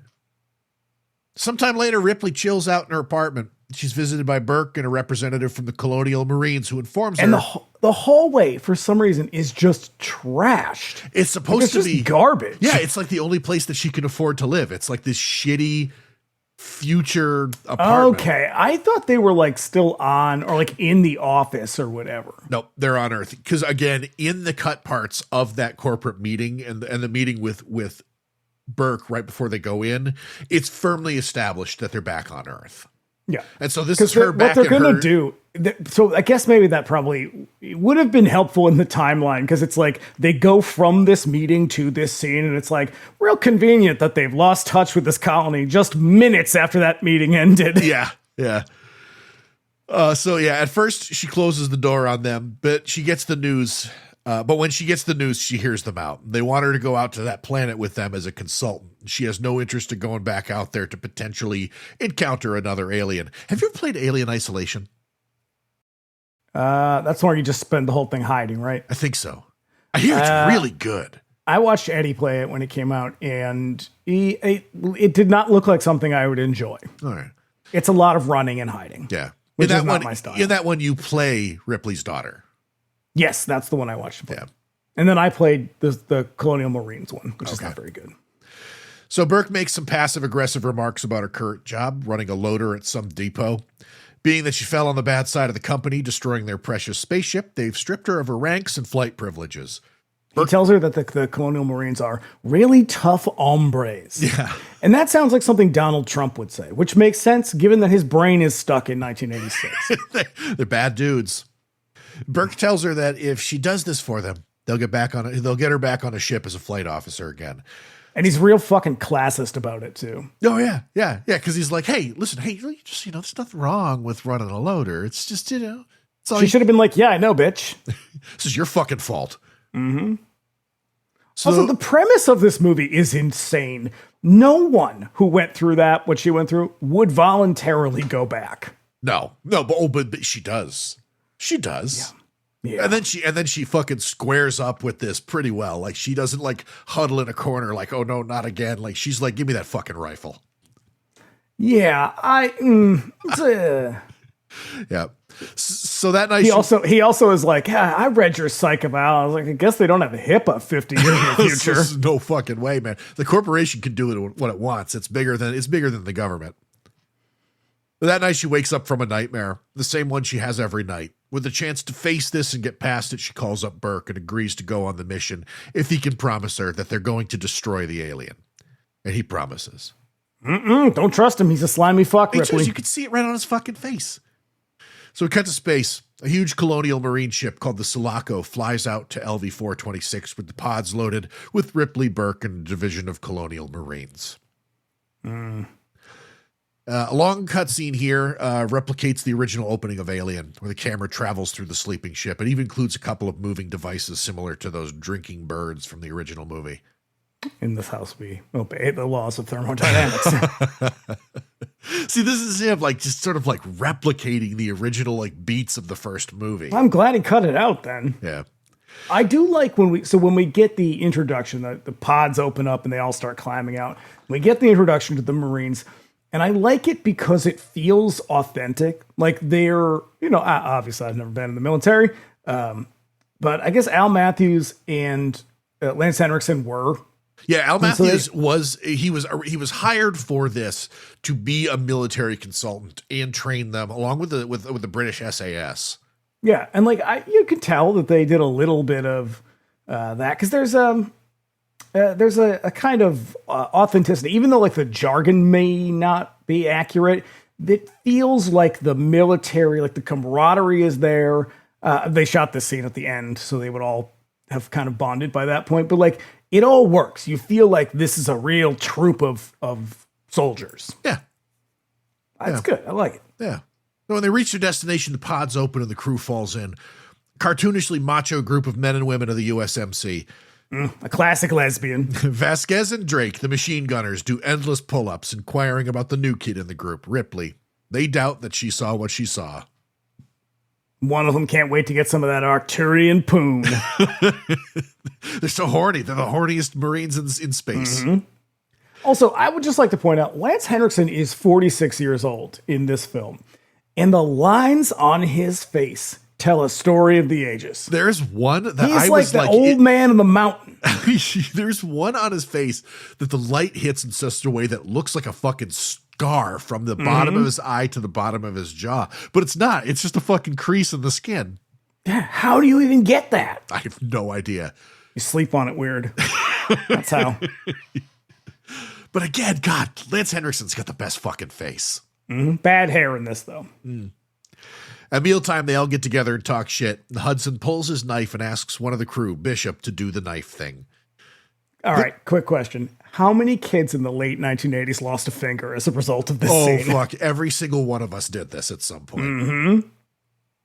Puts his hand down on the table, gets ready, but when they grab Hudson's hand and they forcibly replace it, and Bishop stabs the table in the spaces between his fingers at an impossibly fast pace. Hudson freaks out. When he's done, it's revealed that he nicked himself in the process. A white fluid flows from the injury. He sits next to Ripley, who notices the fluid, and she freaks out. Yeah, she's like, oh, fuck you. Yeah. And they're all like, oh, yeah, that's right. That's right. Oh, we heard the thing, like the android on your ship kind of went nuts. Yeah. But then Burke and Bishop assure her that at the Ash situation, that can't happen right now. The programming forbids them to allow any harm to come to the people around them. Just got to worry about those Weyland-Yutani people. That's right. So turns out that he is modeled after Weyland whatever himself. Yeah. Yeah. Which is it? Alien 3 that's revealed? It's either 3 or 4. Yeah. They gather on the flight deck to brief the Marines. No one has ever encountered the thing that killed the crew, the Nostromo. So even the this is the last time on Alien. Yeah. Previously on Alien. Ripley explains what happened to Kane. The Marines can't help but be tough guy jerks about it. So she emphasizes that one alien killed the entire crew with no trouble. And with all those colonists on the planet, there's no telling how many are down there. I didn't remember there being so many of them. Yeah, so there's many a lot Marines. of them. And then they don't even really bother to give them a name because they're all about to die. Yep. It's all just grist for the mill. Yep. Jeanette Goldstein in brownface. Yeah. Yeah. She's good in it, though. She's great. She's a really great character. But man, guys, what are you doing? You could have just renamed the character. Or just hire a Latino woman. Yeah. Huh? Yeah. I mean, that's weird. What? This is the same year that fucking Soul Man came out. This is the world we live in. God damn it, 1986. So when the briefing finished, they get about to prepping for the mission. Assholes and elbows, he says. The flight crew operates a big power loader suit to load weapons. You might call it Chekhov's power loader. Yeah, I call it Chekhov's mech suit, but yeah. Basically the same thing. Hey, why don't we have power loaders now? Because they're wildly impractical. This seems like a relatively simple piece of technology, and I bet it would make working in a warehouse a lot more fun. It probably would. I would love to drive one of those fucking things around. I have seen, there's a guy out there who is building, essentially he's engineering a Batman suit that has like all of this like, he's fabricating real materials that can like smash through bricks and shit like that. It's like there are people there are like suits out there that are like exosuits. There are exosuits, but they're not for this. They're for like mobility. But there are some in like at Boston Dynamics that can like apparently you could put it on and like a person who could ordinarily maybe deadlift 135 could like deadlift 500 now. That company is going to kill us all. They're developing nefarious technology. Yeah. So they check their arms, load their weapons. We see Drake and Vasquez suiting up with the coolest sci-fi gun of the 80s, the smart gun. And so I read this scene is, I personally enjoy this scene. I think it's kind of cool. I also think that this would have been a really cool moment to introduce Ripley to all of this new technology because she's been asleep for 57 years. Oh yeah, and all of this, she should be like, "What the fuck is that thing? Is that gun aiming on itself?" Yeah, yeah. But also, like even back then, like she would have no exposure to the sort of weapons of the military. So like this shit's got to be fucking amazing. I would be like, "What the fuck is that thing?" To the smart gun. It would have been a cool moment to just sort of do like that John Wick, Rough Riders mount up kind of thing. Yeah, and they don't. But so I was reading a bunch of comments just variously at different places from people who complained about like the preoccupation with being like badasses in this movie. And to that I say, first of all, it's 1986, get over it.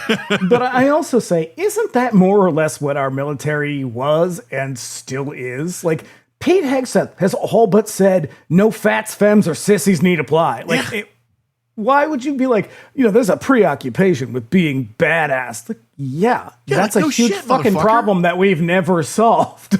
Yeah, it's the fucking selling point. It's the reason why, like, military people who have no power are attracted to it. Military shooters are the way that they are. Like, they're deliberately made to sort of like put you in the role of this like indomitable killing machine who is just kitted out with like the latest high-tech shit. Like, it's meant to draw you to that, to make you feel fucking bad as hell so that you will actually enlist. It's insane. I just thought it was kind of weird that people were like, isn't this a little silly? And it's like, isn't the military a little silly? Yeah. It's fucking ridiculous. Feeling useless, Ripley volunteers to run a loader since that's her job now. That'll be important later. Thank God. Thank God she knows how to do that. That smart gun is fucking rad as hell. It's a heavily modified MG42 receiver attached to a fucking swivel arm on a Steadicam rig. Wow. I love it. I fucking They love never it. use it. Yeah, they do. Oh, yeah, they do. Okay. Yeah. Yeah, they swing the guns around dramatically as the flight crew readies the drop ship. Bishop also pilots a heavy APC vehicle that the Marines board and backs into the drop ship. Now, I believe when I was this scene, I asked you if you had ever played Gears of War. Yes. Because this is Gears of War. This, like, again, yes. Gears of War was 100% inspired by this film alone.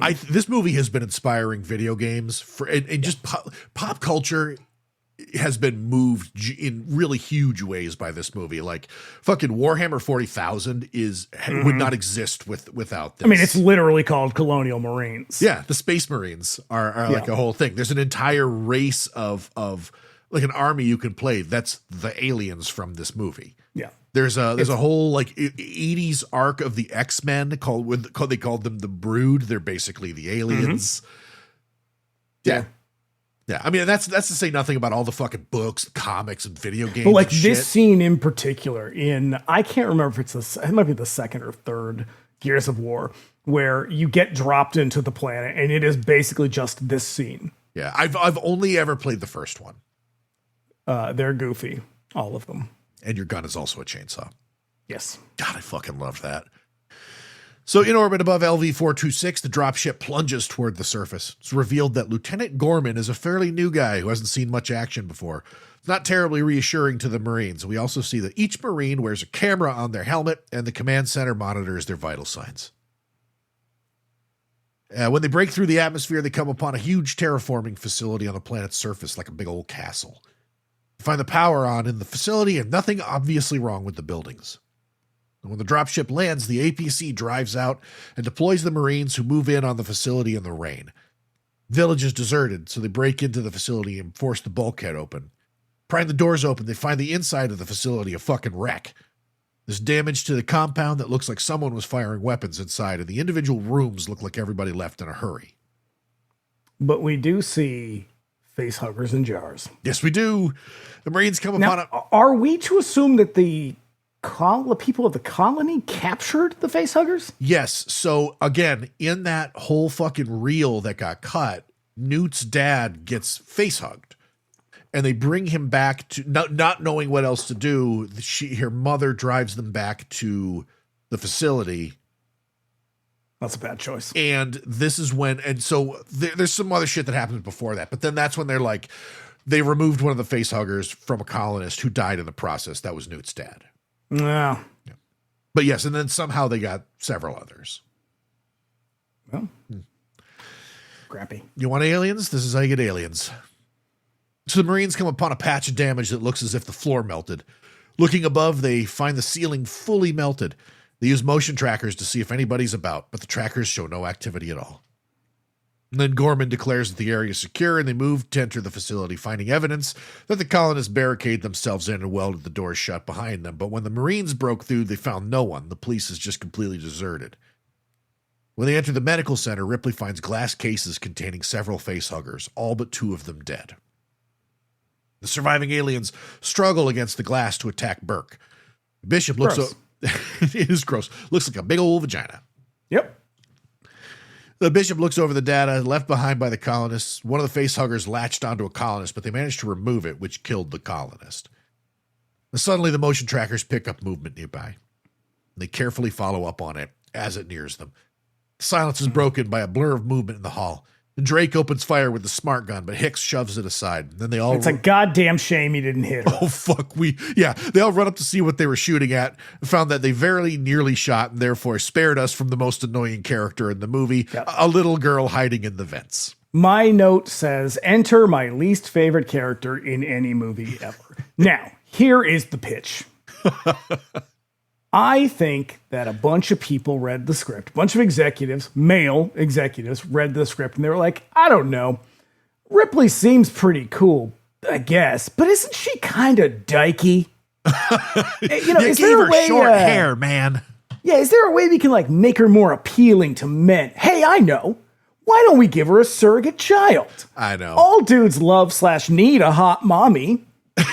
That's why she's in this movie, because in Alien, Ripley is a assertive, capable woman who does not need men around her. She's the only one who survives.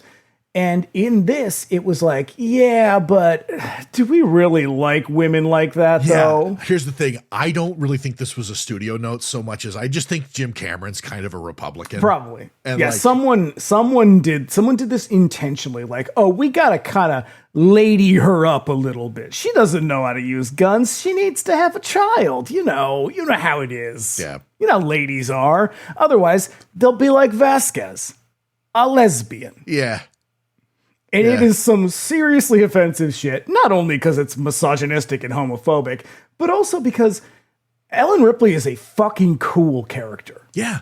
In both of these movies, but she was cool already. Yeah. You didn't need to soften her up. You could have just taken her character and put her in the scenario and used that character backstory to integrate her into this story instead of forcing her to be a mother. So yeah, they cut the entire third reel just to bring the fucking running time down. And also all of that footage on Hadley's Hope is really fucking corny.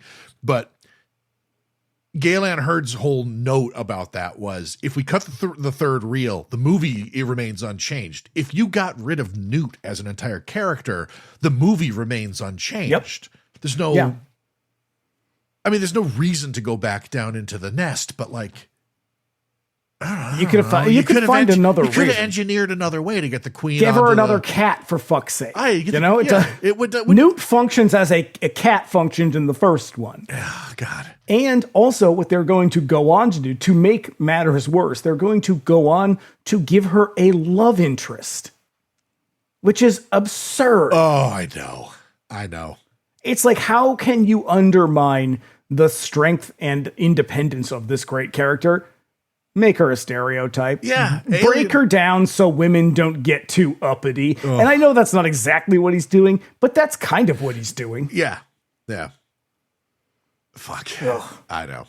There's only 2 kinds of ladies, lesbians and moms. Fucking Christ. We hate them both. Yep. I actually do. My next note actually says, you know how you could have made this movie shorter? Cut out all the scenes with Newt. The girl evades the Marines and flees into the vents, but Ripley climbs in after her and follows her into this terrible rat's nest where she's been living and evading the xenomorphs. Once again, she tries to get away, but Ripley grabs her and calms her down. She also finds a picture of Newt. She pulls it out, and it's like whatever her fucking name is. And she looks like a trad wife in training. She has on this very modest dress. Fucking ankle length dress. Yeah, they're homesteaders. Again, it's more of that shit. I guarantee Cameron was a real big Reagan guy. They bring her into the medical center. Gorman tries to talk to the catatonic little kid. Gorman sucks at talking to kids. Gorman sucks at everything. He's like, spit it out, girl. What's going on here? Where's Osama bin Laden hiding? So Ripley, with her apparently Condemn Hamas right now. say you won't go on Hassan Piker's podcast. So Ripley, with her apparently mother-like instincts, give the kids some hot chocolate and takes the gentle approach, cleaning up her face and all that shit. They keep calling her Rebecca, but she softly insists their name is Newt for some goddamn reason. Yeah. And also, there is also nothing about, one of the things that's cool about Ripley is there's never been anything about her that is gentle or motherly. Like, she's kind of gruff and, the whole thing and a little abrasive. Yeah, she's kind of a stand-in for Dan O'Bannon in the original movie where... Yeah, which is why she's so fucking cool. Yeah, it's why they're all kind of misanthropic in the first one. They're all like really cantankerous people. Yeah, in the original, they're all people who very readily put their entire fucking lives on hold to fly out to the fucking void of space for years at a time, to do a very quick thing, hook their spaceship up to another large craft, and then travel back in space asleep for a couple of years. These people are not operating on the same wavelengths that we are. And so, like, to kind of change the character so fundamentally in this one... Yeah, it would be like if I woke up tomorrow and was like real paternal with children instead of being like, so you have a job or something? What are you doing here? Hey kid, you ever read Murakami? Yeah. Yeah, like so yeah. Stuff. Ripley asks about her family. She is apparently the only survivor. Yeah, she also never at any point does Newt stop to be like, oh, hey, this ship is overrun by giant deadly animals, so proceed with caution. Like, she never says they're fucking enormous giant bugs that will rip you apart immediately. Yeah. Like, on sight. Nah. She never says that. No, never warned them. She just sucks. She just say they come out at night. No, I don't do it. I don't do it yet. Okay. We're not there yet. So the Marines... I'm going to do it. The Marines, I'll call cut. The Marines, meanwhile, look over the plant's schematics, looking for blips of the personal locators the colonists wear. Hudson finds the locators in a really weird spot. All of them are gathered in one space under one of the cooling towers for the facility. They load up. It also looks like the xenomorphs are like taking over the ship and kind of like retrofitting it to their needs. Crafty. Yeah, it's like they're turning it into a nest. Mm-hmm. Yeah. I like it. They load up the APC and drive over. The Marines arm up and enter, following the directions issued by Gorman back in the APC. When they get deeper into the structure, they find the industrial machinery gradually covered over by very Giger-like organic material that looks like the inside of the space jockey ship from the last movie. As the Marines sneak through the structure, Ripley asks Gorman what sort of ammunition those rifles use, and he tells her that it's an explosive-tipped bullet, armor-piercing. Ripley, who suddenly understands how all of this magnificent future tech work, remarks that if they damage the cooling unit in any way, it'll explode and vaporize everything around it for miles. If only these yahoos thought of that. I do like that Gorman's like just kind of a dope. Yeah. He's like super inexperienced and really sensitive about that. It's great. Yeah. So Gorman, also, can they not just agree to not fire their guns? Because he's like, you got to take all their ammunition from them, take all the clips from them. And it's like, well, can't they just say, like he never says, do not fire in there. You will blow everything up. This is some save the cat shit. Okay. You've got to get all of their ammunition in a bag that will explode so that it reduces how many bullets they've got later on. Yeah, okay, that I guess so. But it does I don't know. Yeah, I guess. That's the only function. You're right. Like it's just because otherwise it's like, why don't you just tell them why they shouldn't do that? Yeah, it's just a means to disarm them and put them at a disadvantage later on. Because otherwise, yeah, they just like, hey, safety's on, assholes. If you shoot these pipes, the whole fucking place is going to explode. And competent with soldiers, us inside of it. Yeah, competent soldiers would be like, oh shit, yeah, roger that. So, all of the Marines hand over their shit, but Drake and Vasquez have backup firing units on hand and rearm their weapons without anybody knowing. Yeah, for a bunch of people who just hand over all their ammunition, they seem to have secondary guns on them. Because they all just pull out other guns. Yeah, Hicks has a shotgun, fucking, like, there's a couple of people with pistols. Those obviously, those are weapons that don't have the sort of means to explode the thing, because the whole thing is that the ammunition is explosive.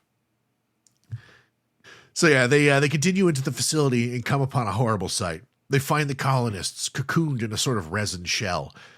Nearby are a number of eggs and dead facehuggers. They press on until one of the colonists suddenly opens her eyes and begs the Marines to kill her. And one of them goes, "Oh, she's okay." It's like, she's not gonna be all right. Look She's at her, stuck to the motherfucker. wall, and something is ripping out of her chest. She starts to convulse as an alien explodes out of her chest. The Marines hit it with a flamethrower and kill the alien and the colonist. This also would have been a good opportunity for like a flashback. Yes. For like Ripley to like freak out or some shit. Because she's far too cool with all of this. I know. We see her. She spends the first 20 minutes of the movie having night terrors. And now all of a sudden she's like, oh, this again. I know, right? There's a beat of silence and the walls start to move. Dozens of xenomorphs come to life and unfold from their hiding spots surrounding the Marines. It sucks because it looks so, as cool as it is to see them kind of like unfold a little bit, they do, the first kill, the xenomorph looks a little puppety. I mean, it is kind of a puppet, but like it just looks really kind of stilted, its movements. They changed the way that the xenomorphs look in a way that I don't remember. For some reason, I always remember them looking like the xenomorph from the first one, where it's just all glossy black with that sort of like translucent hood. But this one has like the ridges and shit. It's like really fucking hyper detailed. I'm not super. It also crazy looks about these much ones. less human-like. Yeah, they did that on purpose because Cameron had a comment in one of the interviews that I saw with him that he was always really disappointed with the way that the movie that Alien ended, because like when you finally do see the thing getting blasted, it's just a guy in a suit, and that just always took him out of it. And so this one they employed a lot more puppetry. And from it works kind of towards the end, but here it feels very puppety. Yeah. Yeah. It's just the way because they're on wires, which is not helping things, because like they need to be lowered from their place, because they need to. Right. One of the things that you see throughout this one is they climb, they almost kind of walk on all fours, and so they're always like climbing. Yeah, they're much more animalistic. Yeah, the motion sensors go crazy. They activate their infrared scopes on the helmets, looking for the source of the movement, but they see nothing until the aliens strike from above. They fire wildly at them, setting some on fire, but also some of their own guys. The bag containing their magazines catches fire and explodes as well, sending the Sergeant Apone flying. Oh, I like him. He's a really great character. Vasquez and Drake open fire with the smart guns as the aliens attack from every direction. Gorman flaccidly issues orders to fall back, but they're surrounded. All they can do is... He's the fucking Pete Hegseth of the Colonial Marines. He really is. He's probably got a Deus Vult tattoo on his arm somewhere. I will say the acid for blood thing seems to be far less of an issue in this movie than it should be. Yeah, like because it should just be flying everywhere. Everywhere. They're killing Well, these it does. It's very inconsistent too. Like it happens in very dramatically appropriate moments, but there are other times when these things are just fucking exploding all over the place. And in the very first movie, also in this one several times, it is demonstrated that the acid just eats through everything. Yeah. But like these things like are just almost through to the outside. Yeah, but this one, like that shit's exploding all over the place, and it is not affecting the landscape whatsoever. All they can do is just watch them all die on their scopes from back in the APC. When Gorman freezes up, Ripley runs to the Cybertruck controls and fires up the machine, driving it deeper into the facility. Gorman grabs the controls, trying to stop her, but Burke pulls him off. She crashes the APC through the wall as the only surviving Marines fall back. Drake runs out of ammo and drops his gun. An alien cuts off his escape as Vasquez fires on it. The alien explodes, bathing him in its acid blood. As he dies he fires the flamethrower wildly into the APC where everybody's taking cover. Nice. Yep. As they make their escape, one of the aliens prevents the door from closing as he tries to climb in. Hicks stuffs the shotgun in its mouth and it fires, and the alien explodes, showering Hudson's arm with acid. They manage to get the door closed and escape, but as they drive away, one of the aliens climbs on and smashes through the window, trying to reach Ripley. As she runs it over and crashes out of the building to the planet's surface. She does that classic stomp the brakes maneuver. So great. That's how else are you going to get him off? Yeah. Works for people, too. Yep. The only surviving Marines are Hicks, Hudson, and Vasquez. Gorman, Burke, and Ripley are alive and well aboard the APC, and Bishop is back in the medical center. Gorman has bumped his noggin. He had a very bad head hit. When she did the brakes maneuver. Yeah. There is or I don't think it exists anymore, but there used to be a ride. I posted this on Instagram, but there was a ride at some theme park in San Francisco called Aliens, Ride at the Speed of Fright. That made use of all of this APC footage and like the Marines going in. Because he has James Cameron has a credit for directing it. Yes, but you know who else does? Stuart Gordon. Really? Yeah, Stuart Gordon directed it. And in all of the sort of like pre-ride footage, it's there's a scared Marine who comes back from such a facility as LV-426, played by Jeffrey Combs. God, look at them out there making that paper. So they shot some original stuff for it, but they mostly reused footage from Aliens. The stuff that Gordon shot is incredibly crappy. I mean, it's a theme park ride. It's not even Universal Studios. Yeah, it's like fucking Hollywood Adventure or whatever. It's so fucking funny though. It's on our Instagram. You can check that shit out. So when they get Ripley to chill out and stop the badly damaged APC, they start to review their options. Some of the left behind Marines are still alive, barely. Vasquez wants to go back in and bring them out. Hudson is a nervous wreck, a shadow of his former ultimate badass self. I mean, Hudson, for a Marine, he really does not have a grip on himself. No, he's all talk. He's the one who's just been like, he's the comic relief. And up to this point, he's like the cockiest of the bunch. There's another scene that got cut out of the movie right as they're about to do the dropship, where he's basically strutting around inside the APC, like showing Ripley like all of this like awesome technology that they've got. Hey, Ripley, don't worry. Me and my squad of ultimate badasses will protect you. Check it out. Independently targeting particle beam failings. What? Fry half the city with this puppy. We got tactical smart missiles, phase plasma pulse rifles, RPGs. We got sonic electronic ball breakers. We got nukes. We got knives, sharp sticks. You do not want to fuck with me. I kind of wish that they'd of all the stuff that they cut out. I kind of wish that they left that one in because it's really awesome. You know who does have his everything pulled together? Hicks. He knows. So there's a spark of romance. I mean, look, Ripley is a lady, and as such, she is definitely going to need a man. Yeah. In case you were starting to wonder if she was gay. Nah. Yeah. No, I mean, we know what gay ladies look like. There is one in this movie. Yeah, they're heavy machine gunners. Yeah. Ripley, she offers a great idea. Get back on the Sulaco and nuke the entire site from orbit. Burke steps in. This is a very valuable asset to the company, and these aliens represent an important new discovery. Clearly, this is all too valuable to simply destroy. It's like if you brought Jeff Bezos with you. She reminds him that Hicks is now the commanding officer in charge, and he orders the dropship to pick them up so they can take off and nuke the site from orbit.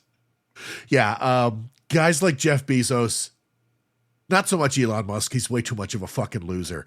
But like those guys, like Bezos, yeah, not cool guys like Jeff Bezos. Bezos is definitely like a Weyland-Yutani type for sure. It's kind of amazing that we've arrived at this point. So they load Gorman onto a stretcher and bring him outside to the extraction point. The dropship co-pilot boards the ship and sticks his hand in some very ominous, very slimy, very alien material. His name is Spunkmeyer. Spunkmeyer. I wrote Spunkmeyer and goo all over the place. There's a joke in there, but I'm too lazy to find it. Oh, boy. Yeah, he was named after the cookies, apparently. Delicious. Otis Spunkmeyer cookies. Definitely want to put that Spunkmeyer cookie in your mouth. No, thank you.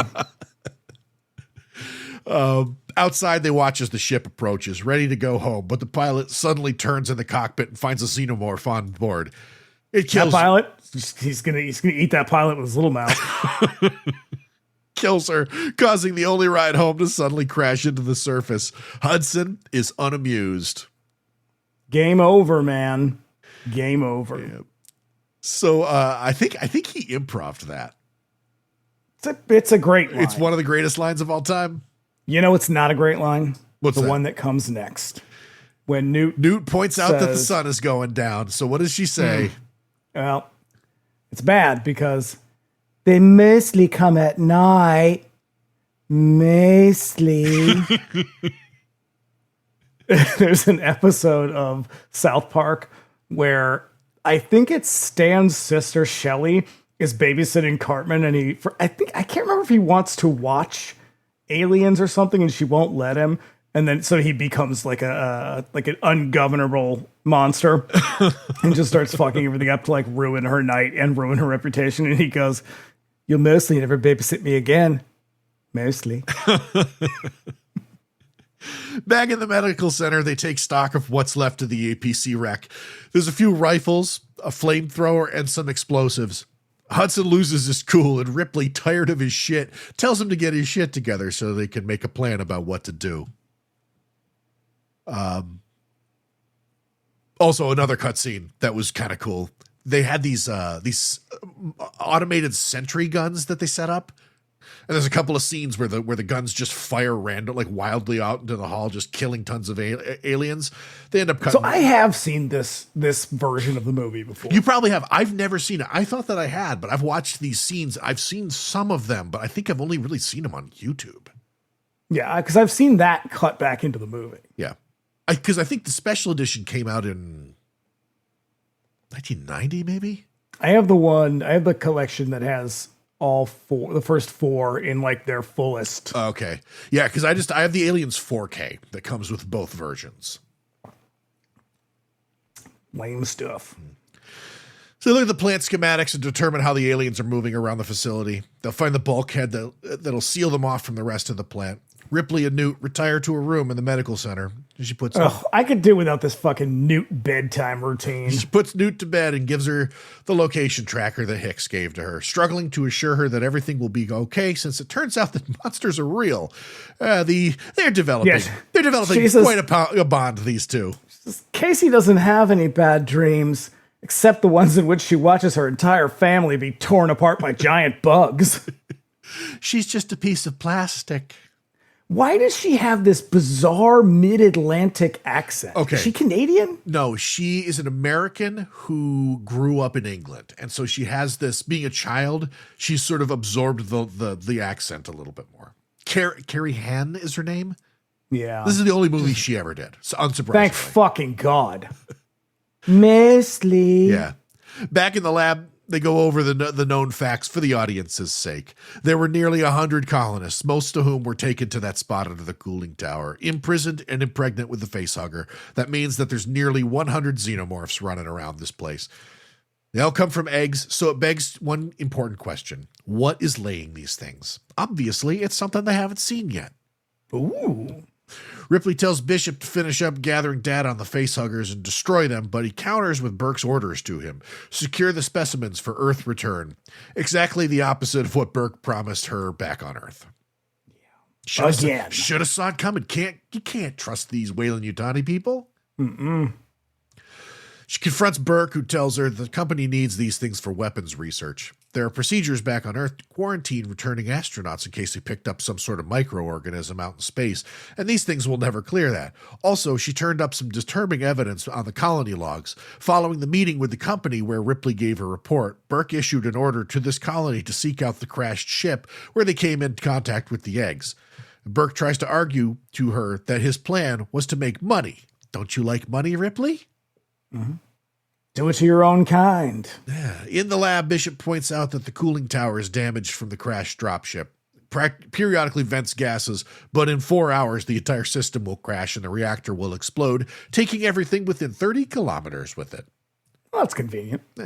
They brainstorm ideas while Hudson loses his cool again.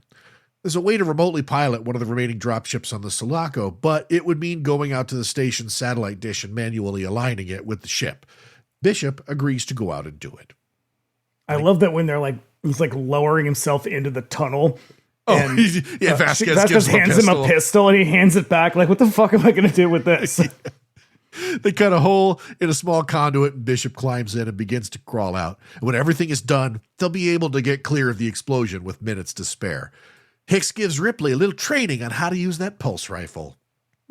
She heads back to the medical center to get some sleep with Newt. Oh, yeah, it's... God, she fucking climbs under the bed and it's like, get out of here. Hate this shit.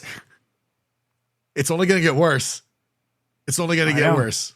Oh, no. The end of this movie? No. I hate it. I hate it so much. At first, Ripley can't find her, but discovers that she's hidden under the bed. She climbs in and falls asleep with her. Out of the antenna, we find Bishop doing his thing, sending commands up to the Sulaco to deploy the dropship. And then sometime later, Ripley wakes up and clocks something terrible in the room. 2 of the containers from the lab, the containers which held the facehuggers, are on the floor just inside the door. All is quiet until a facehugger leaps and flies at them. It barely misses. So gross. So gross. It's all fingers. Yeah.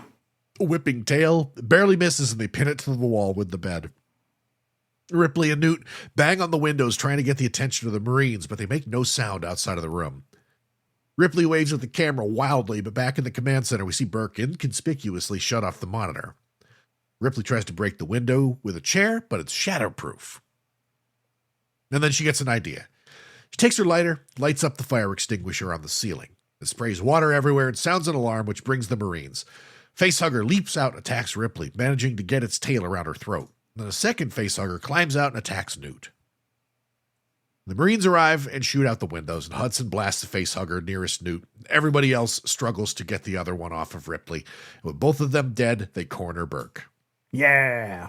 He's going to kill him. Going to get what's coming to him. Ripley. It's so weird to see Paul Reiser playing this role. It's so weird. But this is the thing is like this was before he was like a noted stand-up comedian and like before he was doing sitcoms. Yeah, he had just done Beverly Hills Cop. That's it. Yeah. He's pretty good. He's good at it, but it's like you're like little cuddly Paul Reiser. Like it's tough. He's got that kind of broccoli hair that all the kids got now these days. Ripley lays out her theory. Burke was going to get past the quarantine by implanting the aliens in Ripley and Newt. He'd put them in freeze and then hand them over to the company for whatever the reward is. The Marines, being witnesses, would wake up dead when Burke sabotaged their pods on the way home. So they agree to execute him. No offense. Good plan. But then the lights go out suddenly. The xenomorphs have cut the power. Vasquez and Hudson take the motion trackers out into the hall and watch the scopes, and Hudson starts to panic, watching it. The xenomorphs appear to have broken through the barricades. No other doors shut as the signal approaches. At a certain point, the aliens are right outside the door, but give no indication. Now, this scene goes on too long, because it's like, okay, if they're not right in front of you, there's only 2 other options. Right. They're either above you or below you. Why have they not thought of that sooner? It's cool. It's very cool when they do finally go and look. But yeah, he spends a little too much time ratcheting the tension up. Mm-hmm. When the trackers indicate that the aliens are inside the room, Hicks gets an idea and climbs up to look in the rafters above the ceiling. He flashes the light, and we see dozens of them approaching, upside down. It's really cool. It's a fucking rad shot. Yeah. He falls back, firing into the ceiling wildly as they crash through. Everybody opens fire, shooting in all directions as xenomorphs erupt from the ceiling and floor. Hudson. And unfortunately, nobody hits Newt. So all those bullets flying around, and you think. Got another chance. Hudson goes apeshit on them as Burke makes a quick getaway out the back door. On his way out, he locks the door behind him. Hudson finds himself grabbed by the xenomorphs under the floor below him. They reach up and pull him down while Hicks tries to save him. Unable to, he turns and helps Ripley get the locked door open by using their cutting tool on the lock mechanism. It's terrible. I know.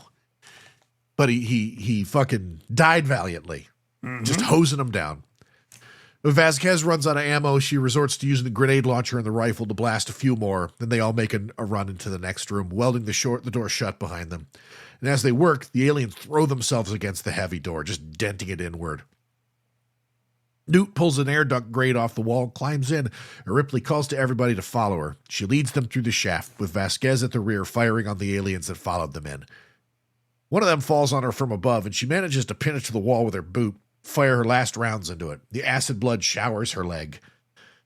Gorman runs in to rescue her and ends up trapped between the 2 groups and out of ammo. He pulls a grenade from his pocket and primes it, and as the aliens attack, he releases the button, killing himself, Vasquez, and all the aliens around them in an air shaft. Gorman has redeemed himself. He has redeemed himself. Now, further up the shaft, Ripley, Newt, and Hicks cross a junction with a slowly turning fan.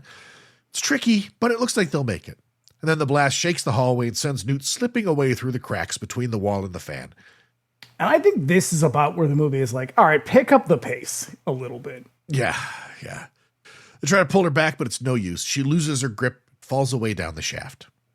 They can hear her shouting from way down below, and Hicks suggests that they use the motion tracker for the device on her arm.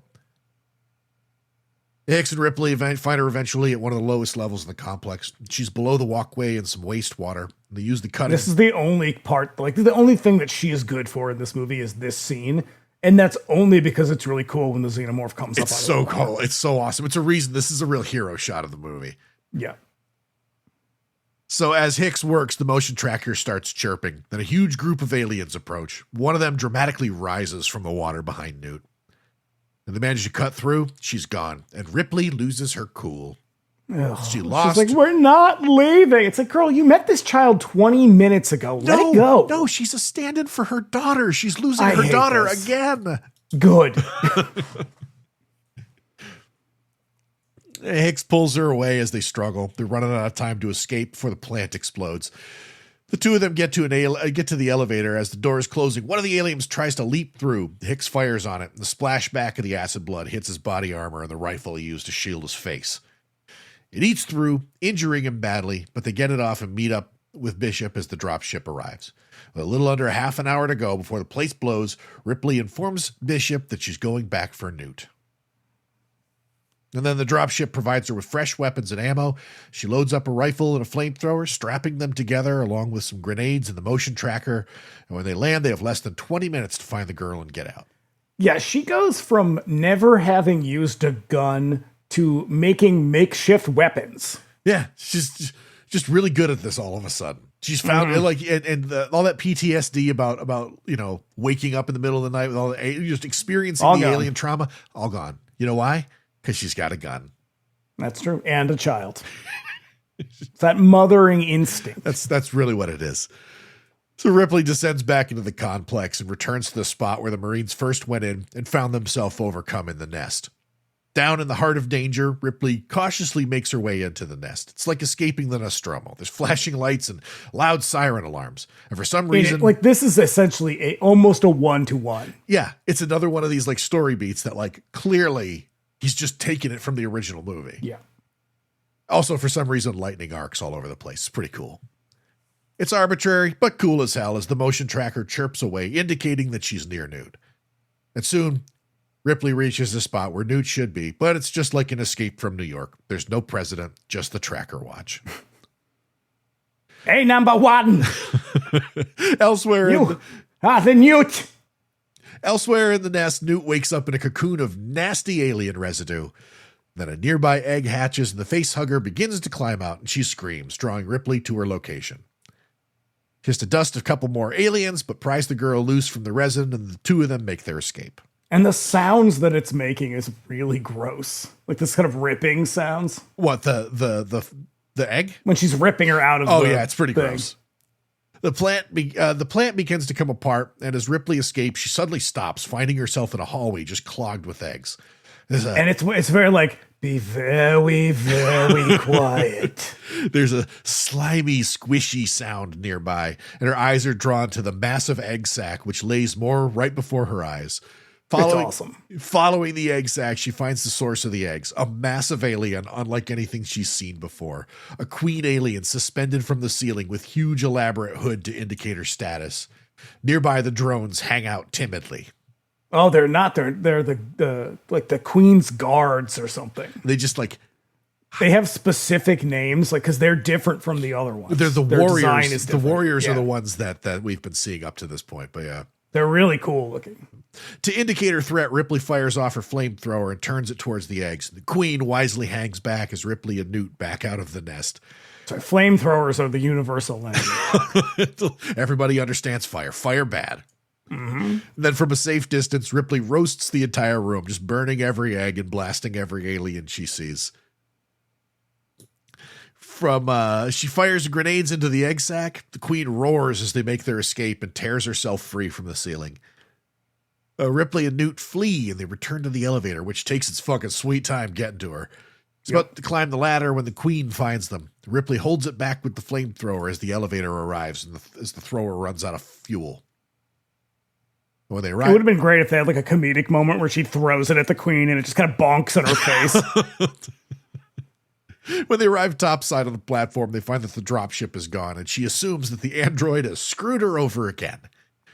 Looks like all is lost as the plant begins to fall down around them. When the elevator arrives a second time, the queen emerges, but Bishop... I love that the alien queen also uses the elevator like a civilized person. She looked up at the ladder and was like, that's a long climb. Like, oh, God, these tiny arms? I don't think so. They climb aboard at the last second, narrowly escaping the plant as it detonates behind them, destroying everything around it. When they dock with the Sulaco, we find Hicks unconscious and wrapped up in bandages. Bishop apologizes for taking off and explains himself. It's all looking like it's about time to fade out to the credits, but acid blood dissolves the deck around Bishop's feet.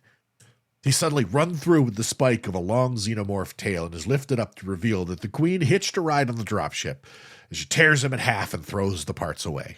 Yeah, it's the Carrie's arm of the movie. Yeah, because they did this in the first one as well. Like they made their escape, but the alien latched on.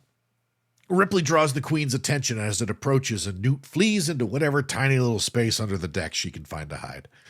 Ripley retreats to the hold and slams the heavy bulkhead down between them. The queen returns her attention to Newt, tears up the floor to get her, but before it can grab her, the bulkhead opens and Ripley enters in Chekhov's power loader, uttering the movie's most enduring goddamn line. Get away from her, you bitch! That's fine. It's this. So it is a cool moment when she sort of emerges because you're like, oh shit. But the problem is that the mech suit is so slow. It's very. It's not a very thrilling fight. No, that is. It's a very neat idea, but yes, it's awkward. It's weird. It's mostly shot in extreme close up, so you don't have to see her just kind of like weirdly slowly flailing around. Mm-hmm. They fight for a while. Ripley punches some keys on the loader, opening the airlock as the queen's little mouth snaps at her. She finally gets the queen in her grasp and throws her into the airlock, but as it falls, the queen grabs Ripley and pulls her down with it. Ripley and the loader fall on the queen, pinning her to the bulkhead. She opens the outer hatch, and the decompression drags everything out into space. Now, shouldn't this be a little higher up? Why is it halfway up the ladder? Wouldn't you want to open this when you're up top? Right? I don't know. Not when you're inside. Maybe they put it in there. I was like, ooh, what if you get stuck in here and it's open and you need to close it? Still seems like a bad idea. Yeah, OSHA, where you at? No OSHA in the future. Ripley clings to the ladder for dear life, and the queen snatches her ankle, dangling in the airlock until her space Reebok slips and the alien flies out of the vacuum once and for all. Those are branded Reebok shoes. God damn. Yeah. Weirdest product placement. I guess at one time you could get those Ripley shoes on their website. I can't, Reeboks. I can't. No. Up top, the decompression is dragging everything out with it. Bishop's upper body clings to the deck by his fingertips, and he snatches Newt by the arm as she slides toward the airlock. Ripley climbs out and manages to close the bulkhead, bringing this crisis to a close. And then Newt turns to her, calls her mommy. I hate you. I'd forgotten about that. It is the dumbest fucking line. It almost ruins the movie. Because it doesn't make any sense. This girl had a mother, and it's not Sigourney Weaver. No. They're both just so traumatized. I hate it so much. Bishop compliments her resolve, and then they all head to the hibernation pods and call it a day. Fade to black, roll credits. Yeah. I still like it. I love it. It's dumb as shit. It has some really fucking awful qualities about it. The Newt character is annoying as fuck. The whole motherhood. Yeah, the anti-feminist stuff is really awful. The whole motherhood by proxy elements of this drive me fucking nuts, but it's a hell of an action movie. Yeah, they could have cut another 30 minutes and it would be a fucking banger of a movie. They could have cut all the Newt shit. Got it under 2 hours, man. This would have been a fucking fantastic movie. It's still good, but it does not hold up next to the first one. No, not very well. It's got some fucking fantastic ideas. just like the first one has really amazing production design, this one also has amazing production design. Just in the miniatures are great. Just in a different way. Oh my God, the models and miniatures in this are so fucking good. It really is. It's just like, this is the promise of the future of filmmaking in the 1980s. It's one of the best goddamn action movies of the decade. Like, I put it up there with the Terminator, fucking Predator. He pulls too much from the first one. Oh yeah, it's all of that's like I said, it's all of the story beats. It was the one thing that, like, when I watched it so close to the last one, that I was like, thematically, this is almost an identical movie. But yeah, this is up there. This is up there. The Terminator, Aliens, RoboCop, Predator, Lethal Weapon, Die Hard. Yeah. Like, these it's still fun. It's still a fun big 80s movie. You just have to contend with some of the big 80s bullshit. Yeah. It does not hold up to modern scrutiny very well. No. All right. Well, with Alien and Aliens in the can, where's 99 Cent Rental off to next? Next week is Bring Me the Axe. We are kicking off Pride Month with the first of the Dracula sequels. I guess it'll be the second of the Draculas. Dracula's Daughter. Dracula's Daughter. It's multiple Draculas. And in 2 weeks, 99 Cent Rental will return. We're going to be digging up some serious bisexual melodrama with Making Love. This is another movie I have only seen once, and it has been a very long time. I have never even heard of this one. Kate Jackson. Charlie's Angels. I love Kate Jackson. Some bisexual dudes. Yep. All right. Well, we'll be back next week with Dracula's Daughter, and then we'll see you in 2 with Making Love.